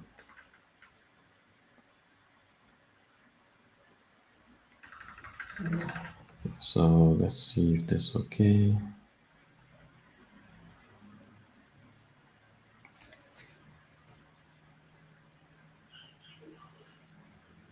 I think I'm using too much of the z-axis here, so I'll try to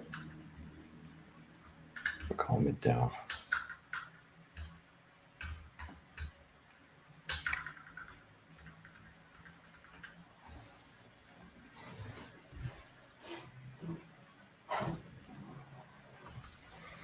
So one thing I notice is it feels like I need this part here to have more deceleration. It's kind of hitting a wall now. You see it takes longer for it to change direction on the reference.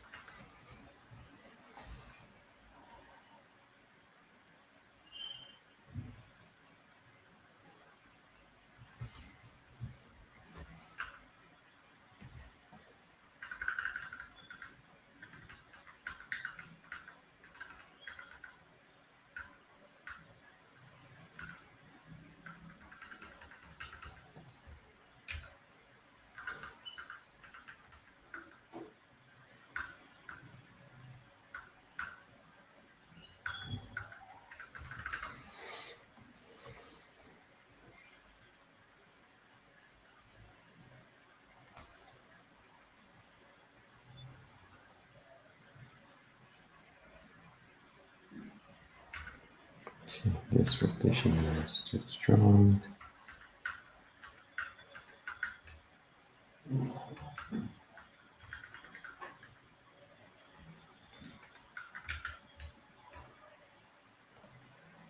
I want to do that little acceleration before it goes here.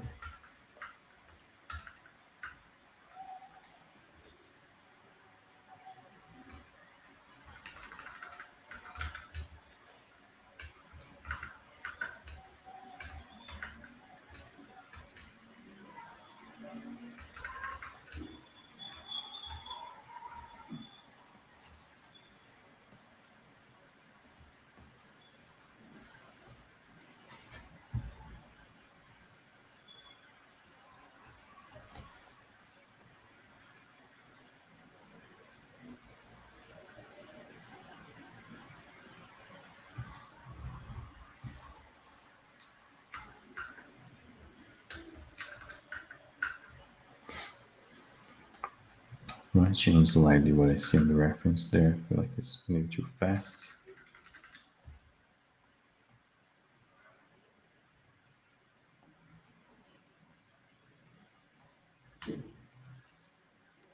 Don't forget, if you have any questions, you can drop them in the chat and we can answer them during the stream.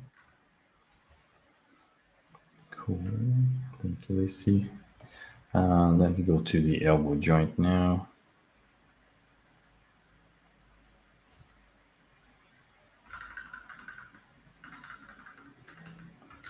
Definitely want to bend it more as well, like 90 degrees.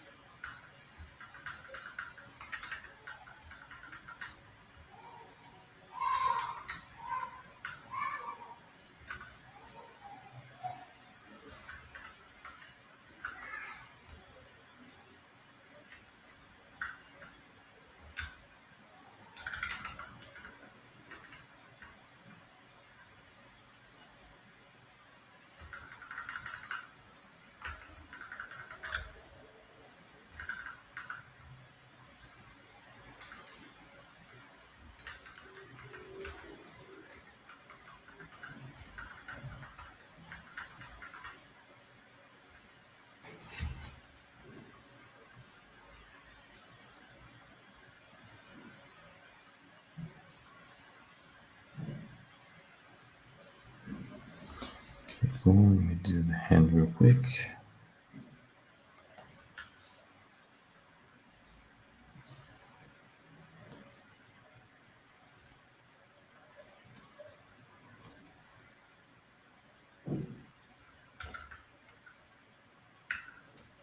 In my case here, I'm gonna exaggerate the hand a bit because it's way bigger than the reference.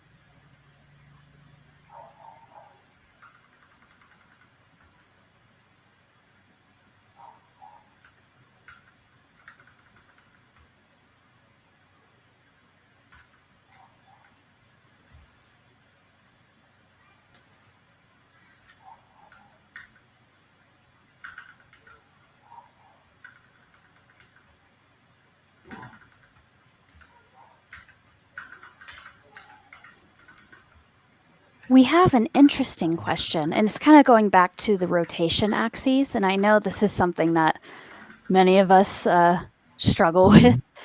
So this person wrote, did you settle an XZY because of the particular movement of this example? They're asking Yeah. this because they were told that it was recommended that the strongest axis and the last in the order that drives the rest is the one that the part of the body moves the most. Yeah, that's true. So in this case, because I'm using this axis a lot, it becomes more important that I switch. And also, it really depends on how the rig is set up. So keep an eye on that because maybe for a specific rig, that could be the answer. I'll give you an example. For some reason, the older VFX houses, they have the head controller, the head rotation is Z, the up and down is Z instead of X, which is a bit weird because we're used to using X, right? So each rig, for some reason, has their not even the rotation order. The up axis is different sometimes. So I would try not to rely too much on one and try to understand more like what you need for that shot. So in this case, it would be very important that this axis is very free for me to hit it here. So, but it was in the beginning, it was overlapping axis too much. So for specific shots, it's different depending on the way you're turned, or there are some axes that might be, let's say, it's a higher probability that they're going to be good for most of the shots. So that is usually the one you leave the rig on. And in this case, the rotate order was actually correct, I think, in the beginning. But for this specific case, I wanted to get the power to polish that. And also, you don't need to stay that in that. I was saying, you can use it just for this. Let's say I have the arm swing, then the character turns and runs. For some reason, it might be more useful to have another rotation order in one section of the shot, so you can just switch everything to the other rotation order and keep the same animation. You see what I mean? So as long as you have all that you need for each section. That's why I also switch sometimes from chess to worlds, the IK. Sometimes I switch from IK to FK during the shot when I'm doing something that is easier to do in that way. So it's very important to start to take advantage of space switchers because it really helps you to keep going fast, you know. But yeah, I wouldn't probably wouldn't take it as a rule if you would say like to always use one order. In this case, it becomes very clear that XZY is the best one because this one is driving out the others pretty much. Okay. And also, I'm not using this one as much, so it doesn't screw up on doesn't overlap my axes. So that's great. Okay, You answered so a follow up question without even realizing it was there. oh really? Yeah. Cool. Okay, I'm missing a bit of the shoulder now. I'm just gonna do a quick pass of that.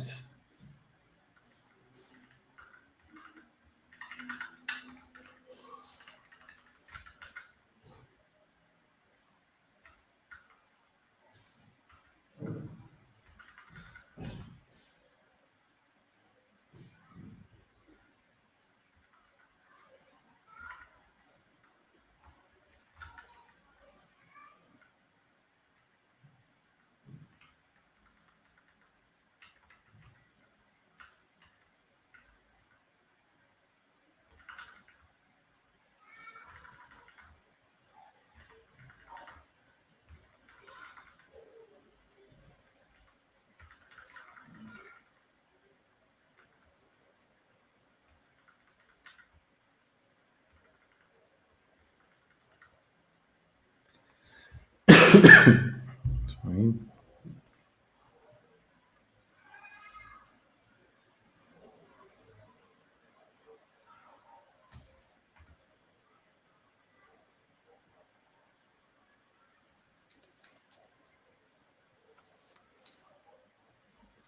One thing I noticed is I'm thinking the arm staying in that range for too long, and for the anatomy of my character, not looking very cool. So I'm just gonna exaggerate this. So I'm gonna make sure it goes actually less.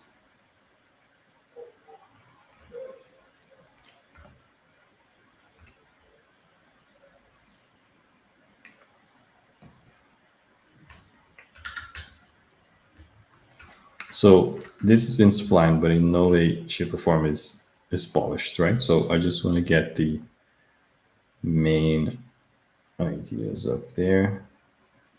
This is definitely rotating back too fast in the end. So I'm just going to do this. And I don't like this point, so I'm going to cushion a little bit here. Just to save some time. So let's see if that's better. Yeah, a little better.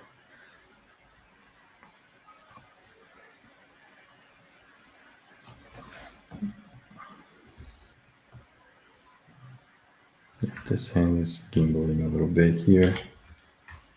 Let's see if this works. Yeah.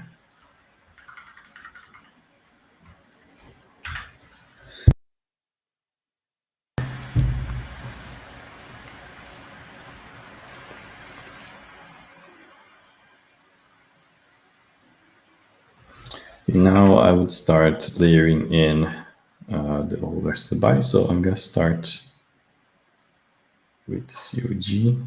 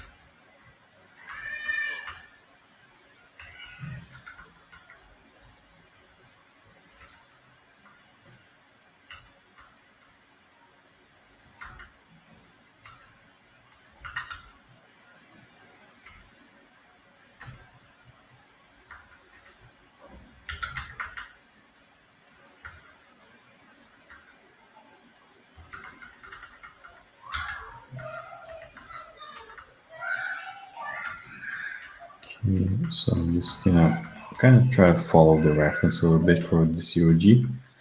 And then for the rest, I'll probably go more based on reacting to the arm.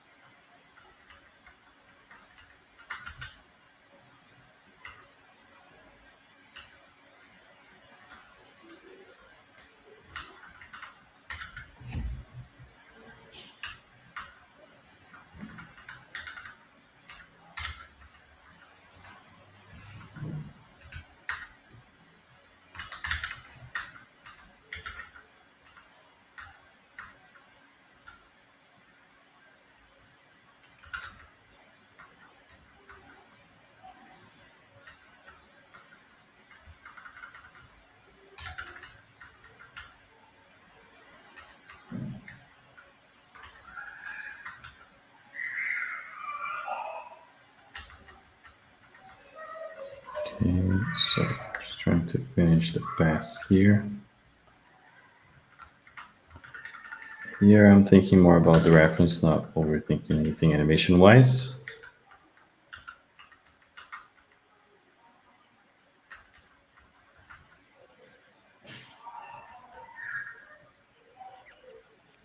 have a question from the audience.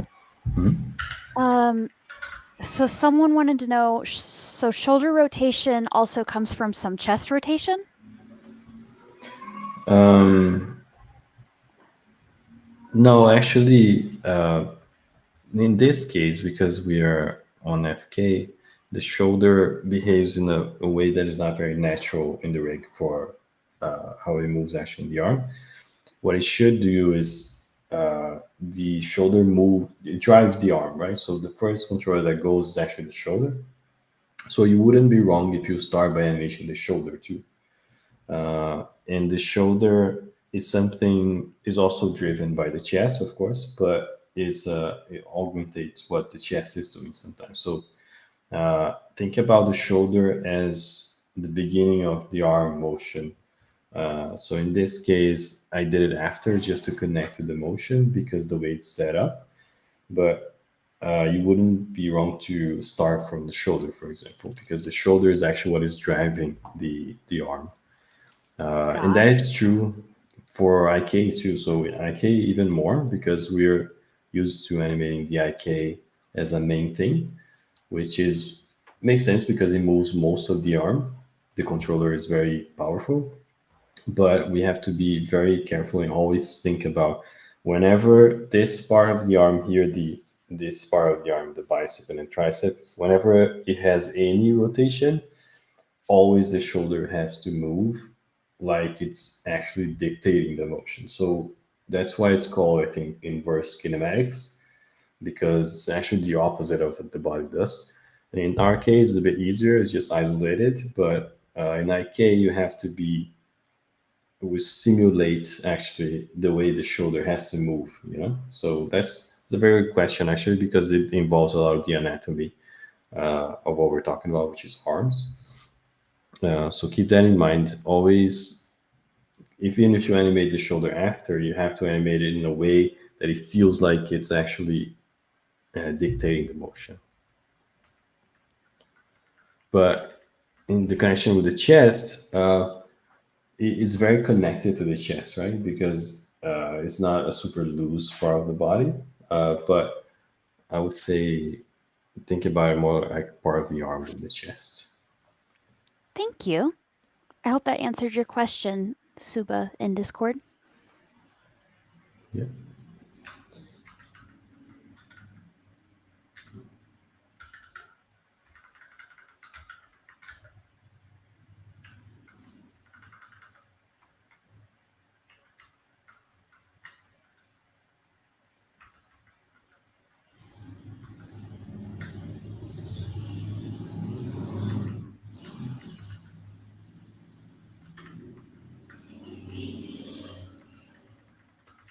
Okay, very simple, rough, quick animation on the COG.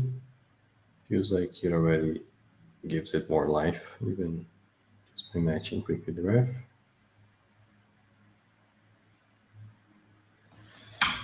Now let's try the. So now that I animated the base, which is COG, I can still maybe do a little pass on the chest.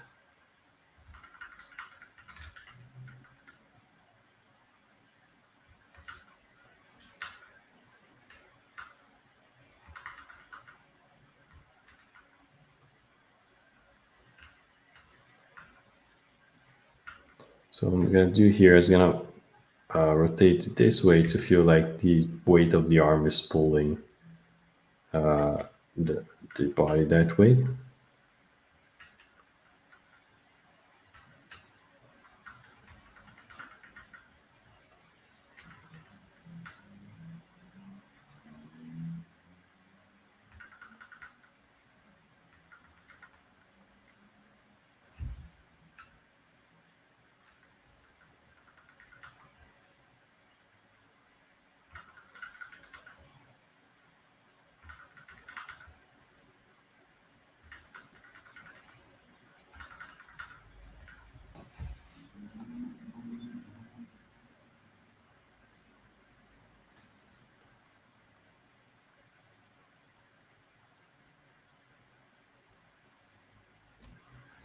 So you see that the motion starts to become more fleshed out. It becomes to look a bit better as we layer in the other controls.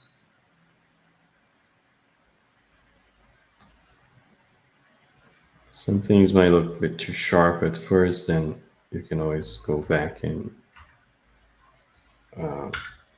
assess if you can reduce something maybe.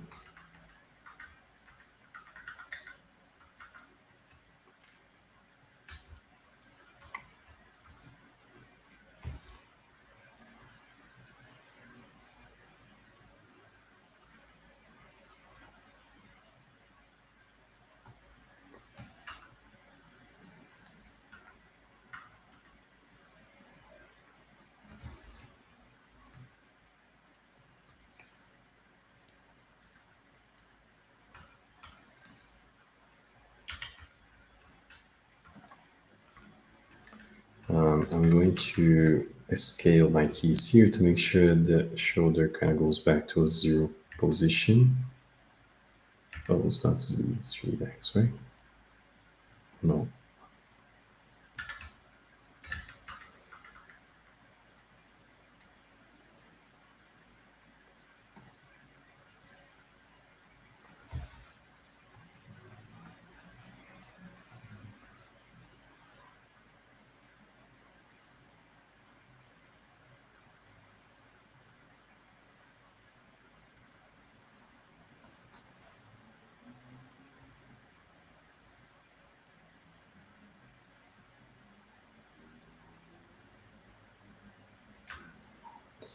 I'll quickly do one for the head.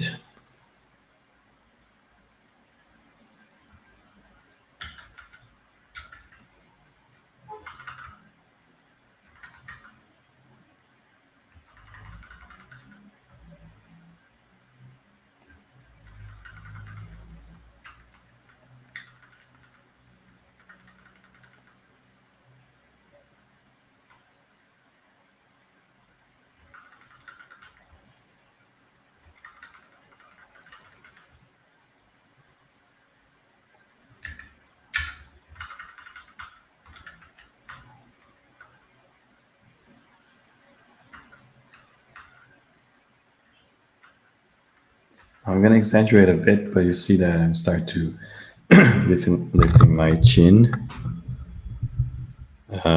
in this direction too.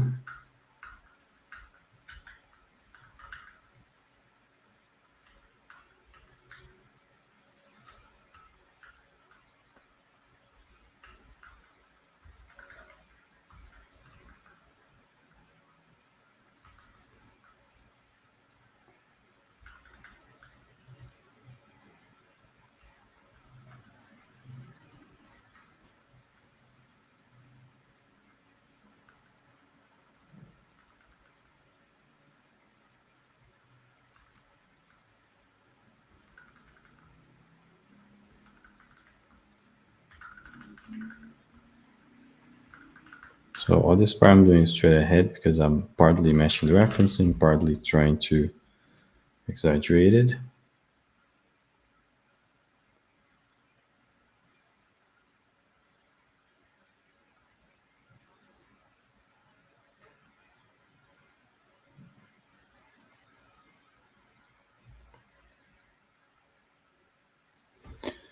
Yeah, so that's about it in terms of it's just quick blocking.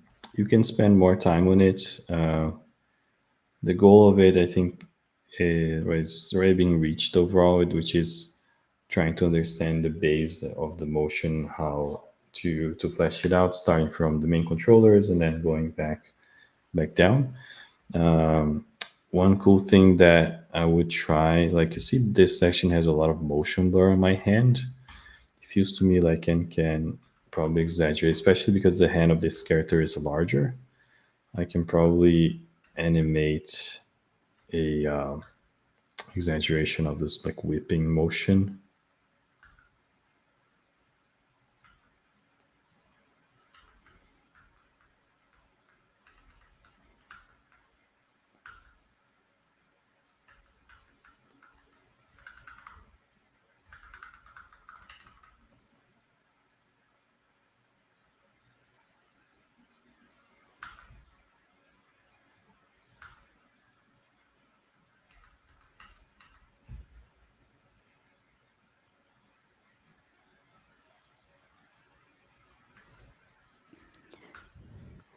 I just got a question in the Discord that I thought I would touch base on for everyone here listening. If you want to stay up to date on events like this and to know when they're happening or announcements about them, in our Discord, if you go to the Choose a Role channel and select the community events role, you will get pinged when we announce events like these and when they're about to happen as well. So if you are not in the Discord, we hope you join us because we have a really cool, awesome, and thriving animation community. And for those of you in the Discord, if you didn't know about that, I hope you do so you can know about events like these in the future. And then I have another question from the audience in Discord for you, Fernando. Mm-hmm. Someone wants to know what script you were using to synchronize your Maya with Keyframe Pro. Is that just a feature of Oh, Keyframe Pro? exactly. Yeah. If you have that software, you can go to their website and there's a section that has the Maya script there. You just have to download and connect. It's pretty simple, but it has to be, I think, the pro version. I'm not sure,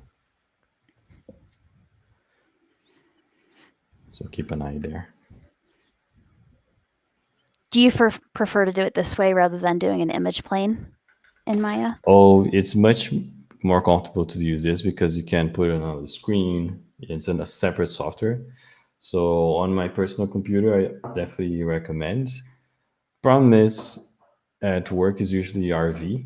In every studio that I worked is RV, so you don't have that feature. So you Gotcha. have other tools maybe to create an image plane.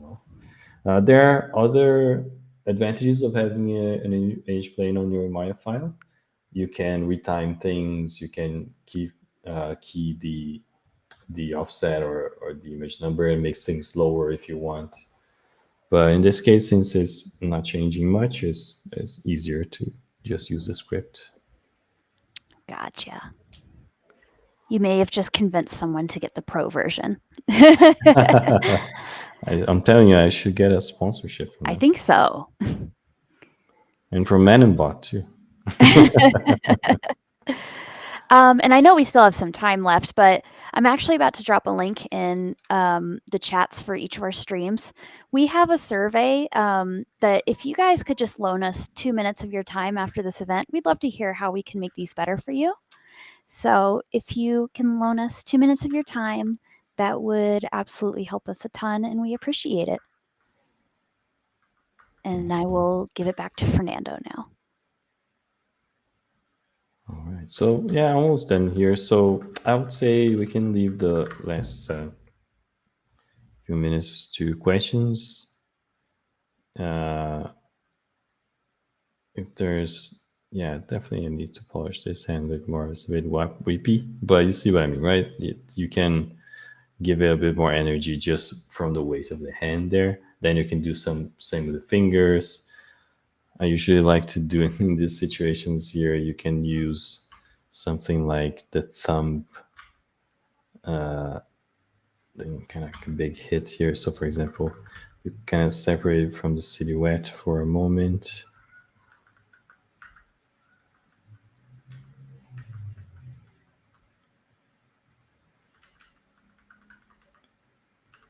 Then it's gonna feel like it has a whipping motion too.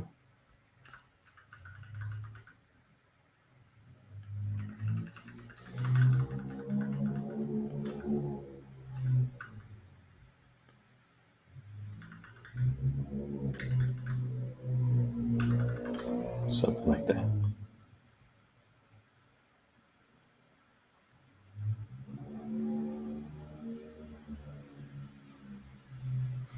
Yeah, my initial motion lifting the arm looks like a little robot too. So there's definitely stuff to do there, but I think you make let me know if this all makes sense too. If you have any questions or if this workflow is also too complicated or whatever. Anything you guys want to ask? Now it's time. So keep an eye on the chat too. Yes, please. Yes, please. If you guys have a question, feel free to drop it.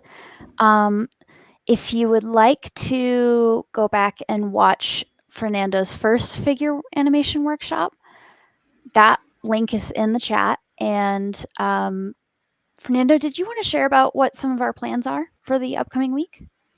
Oh yeah. So basically, I mentioned briefly in the beginning, but on Thursdays usually I run a regular review session. Um, I can confirm the time that we have here, just so everyone's aware. I can pull up my calendar as well if that's easier.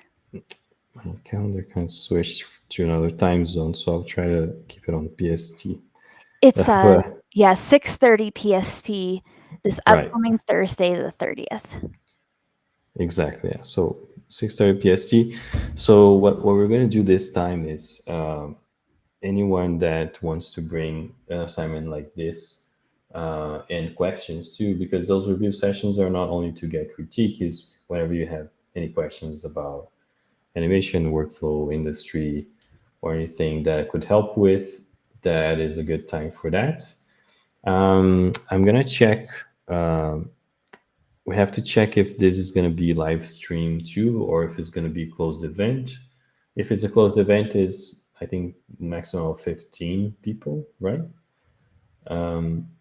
But you can, whenever you're ready, you can drop your links into the 3D feedback channel. Was that it? Yes, in our Discord channel, we have a channel just for 3D feedback. I believe, let me make sure we don't have another channel Yeah. for this particular. No, this would be so 3D feedback channel. That would be where you share it. Okay. So yeah, we're gonna pick usually it's best if you can put sync sketch links there. So yeah, and we're gonna go live and give feedback on whoever has the links there. And just to reiterate, it's kind of a first come, first serve. So that's Yeah. both for dropping, like that's for putting your work in the 3D feedback channel to be considered, as well as being at the event. Yeah, it's gonna be recorded too. So if you can't make it, it's not, I'm gonna say it's not super important that you get your work reviewed. It's more like, I think usually when we have many students doing the same thing, it's gonna be very repetitive anyway, because usually there are similar mistakes or stuff that people get right.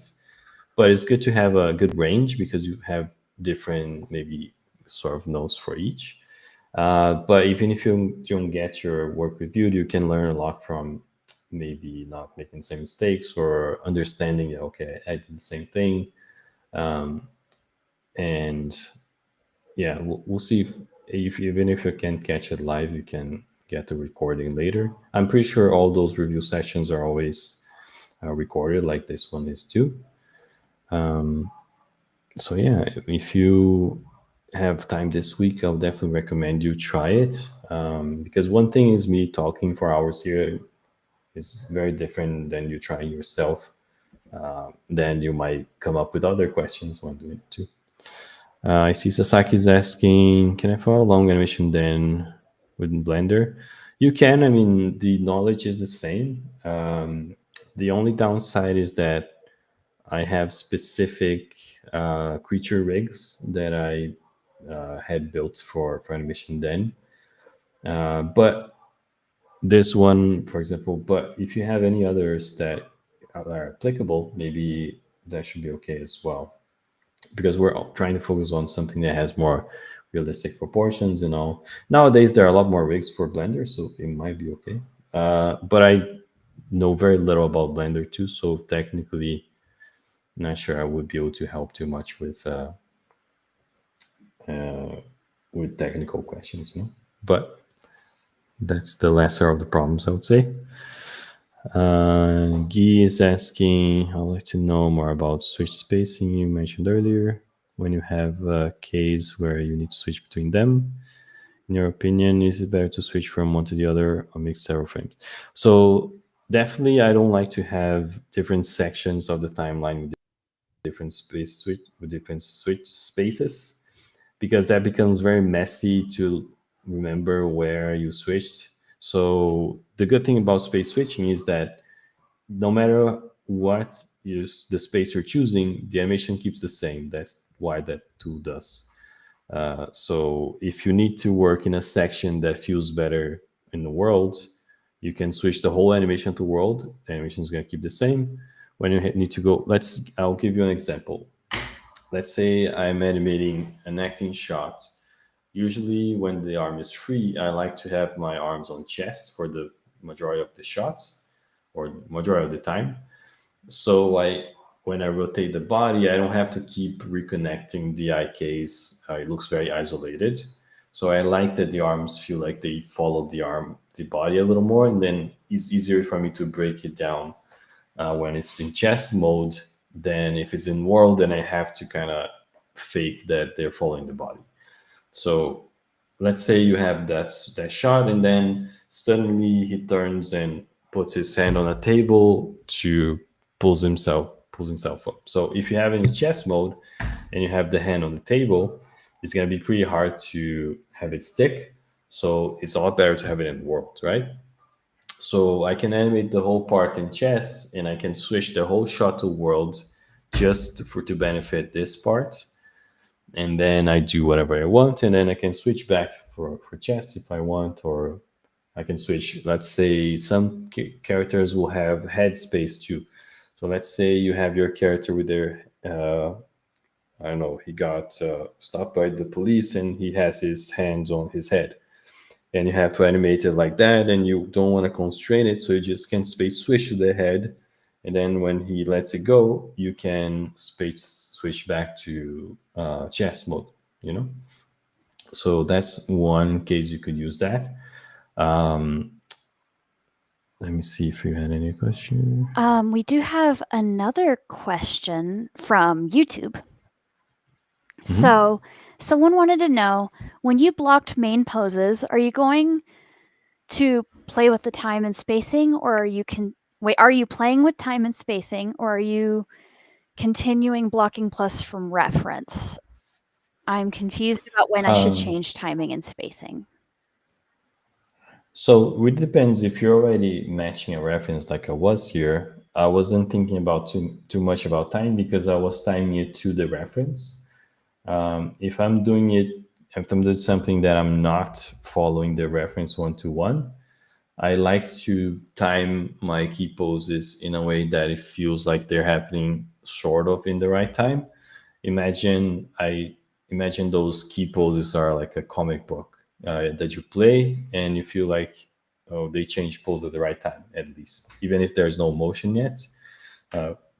I try to have, even if it's rough, I try to have the main poses roughly in the right position in the timeline, and I can always change, but blocking plus is definitely going to be a place where you have to mind the timing more than the beginning, because you're trying to have it all detailed in a good way so it's prepared for spline later, so I would say the process of detailing something already has to take into account the timing and all the animation principles pretty much. The only thing that's not going to have is the full break in betweens that is going to come with spline later. But the best advice I ever got, I think, from a teacher was Nick Bruno. That was Now he's a director. He was director of Nimona. He said your blocking has to have all 12 principles, even if it's that or whatever. That makes total sense to me.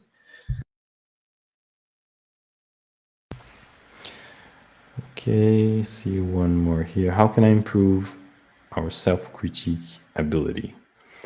Oh, that's a good one. So, Spring 3 asked that. So, try to be organized about it. So, what I like to do is, if I'm giving notes to myself, I try to give notes the same way I would give notes to someone else. So, I would take a playlist and I'll start to write the notes that I think I should do. So, you think in an organized way. So, this and also what I'm going to say next is that doesn't really only to give notes to yourself but to anyone. try to be structured about it. So sometimes you're gonna see some mistakes easier than others, but try to structure in a way that to address them, you're doing it in the right order. So any things that affect the core of the character or the COG is probably going to affect the character the most, or something that changes the direction of the shot or the acting definitely has to be done first. And try to keep the smaller things and the polishy things more to the end. I see people get too hung up sometimes on smaller stuff, and you have to be obsessed with what is the note that is going to change my shot the most, the one note. So if you always get that one right and you go step by step, you're always going to be arriving at the best result possible with more efficiency too. So try to go for what is the one note that I have to do now? What is the one note that I have to do now? Go step by step and try to give priority to the notes too. And yeah, anything that is more meaningful you do in the beginning, and try to think about what's the best bang for the buck too. So what is the main note that will help me the most here? What's my shot missing that it's not there, that is gonna make it like feature film level, that kind of things. And if you're looking to get feedback from others once you've kind of done a few rounds of that, again, the 3D feedback channel in Agora.Community is a great place, or 2D if you have a 2D shot. But yeah, All right. Anything else, guys? We have 5 minutes. yeah, please throw questions our way. And again, if you have 2 minutes to lend us after this event, that survey, if you could fill it out, it really does help us a lot to know how we can make these events even better for you and for animators like Yeah. you. Someone is typing. Okay. But thank you so much, Fernando, for doing this event. Like every time I mod your events, I learn so much. And I know I'm not alone in that. Yeah. Yeah. I'm glad it helps. I see a question here. I see. How can we improve our depth of body mechanics acting, and how can we tell which adapt? I see what you mean. You want to make sure you're good enough in body mechanics to feed the acting, right? Is that it? I would say what we talked about today, if you extrapolate it to the full body or studying reference overall, I think that's what is going to give you all the knowledge and how to understand the complexity that you need to put in one shot, that you want to put or not. So you have to have the knowledge and be prepared. And I think those type of assignments that are really quick to do, you'd spend a week doing it or a few days. It's better than having one super complex shot, at least for the learning process. And then you can apply to something else later. But try to study in a way that is structured and it doesn't drag, because I'll tell you, animators are the best at overcomplicating things because I had many projects that are like megalomaniac. I wanted to have 5 characters fighting each other for like 8 minutes, so stuff like that in the beginning of my career. And then I realized I just need short assignments, and I need to study the anatomy of the body parts, how they move, how can I grab that from the reference, is that close enough. So body mechanics is reference, so you just have to make sure you understand how to animate to reference, and you understand how to break down the reference like we did today. So you're going to get better and better at it. Don't skip steps. Don't feel like you need to go to the most complex thing early. Start with simple things like the arm swing. You're gonna feel simple, but you're gonna see it's very complex to do. So other types of assignments like this, do a hand, do a leg, doing something. So there's a lot you can learn piece by piece, for biomechanics, and you're gonna feel like In the end, at some point, you're gonna feel like I think I'm still having trouble in this, or you're gonna feel like where you need to study more and where are your weaknesses. You're gonna know what you reached a good depth of knowledge when you feel like it's not scary, So, I know how to do it. I just need a good reference, or I need to understand how the character moves, and I can do it without a reference even. So it's a lot of practice, practice, practice. Doing it over and over again. Exactly. Yeah. There's no way, no other way. Oh, Sasaki has a nice thing here said. My first event to join, and I'm a beginner, but the insights share here have kind of changed the way I look at motion. Can't wait to do the homework. Oh, that's nice. Cool. And again, for those of you who are interested in putting this into practice and have your work possibly seen by Fernando, the homework review event is Thursday, October 30th at 6:30 PST. It's first come, first serve. So do the homework and drop it in the 3D feedback channel in the Discord, and maybe Fernando will be able to look at it during that event. That's it. Thanks so much for coming, everyone. Really good to see such big turnouts, and I really hope this helps a lot of people to, like Sasaki was saying, maybe sometimes to change the way you look at things already enough for you to have a little snap, aha moment, and change the way you study or change the way you think about motion in a way. So that's always um, Yeah. Meanie Beanie was asking the homework details. It's just to make sure we understand, Fernando. It's just basically putting into practice what you showed us today. It doesn't yeah, have to be the arm swing. It just needs to be something simple like that. exactly. Yeah. I would say maybe we can all try to do the same one because I already did the demo on that Mhm. one. So let's do the arm swing. If you have anything else, you can try to review it too. It's going to be depending on how many we have to review, but I can also look at other stuff and answer questions there too. So just make sure that you try to at least something with the arms that has related to physics and muscles like that. And should they shoot their own reference just to get that practice, or Yeah, yeah. that's a good point. Yeah, we should definitely, everyone should record their own reference. My advice for the reference is that don't force your arm to do anything after you drop it. Just let it go and see what happens. Uh, I've seen students that sometimes they try to stop the arm too early and then it doesn't look like physics anymore, or they try to keep swinging and it doesn't look like physics too. So just if you're doing the arm swing, just let the arm go and see what happens, no matter what. Awesome. Well, thank you so much, everybody, and thank you, Fernando. I hope to see people doing the arm swing. I'm excited. Yeah, it would be cool. Hope to see you on Thursday, everyone. Thank you for coming again. And yeah, exactly, Pedro. Keep it simple.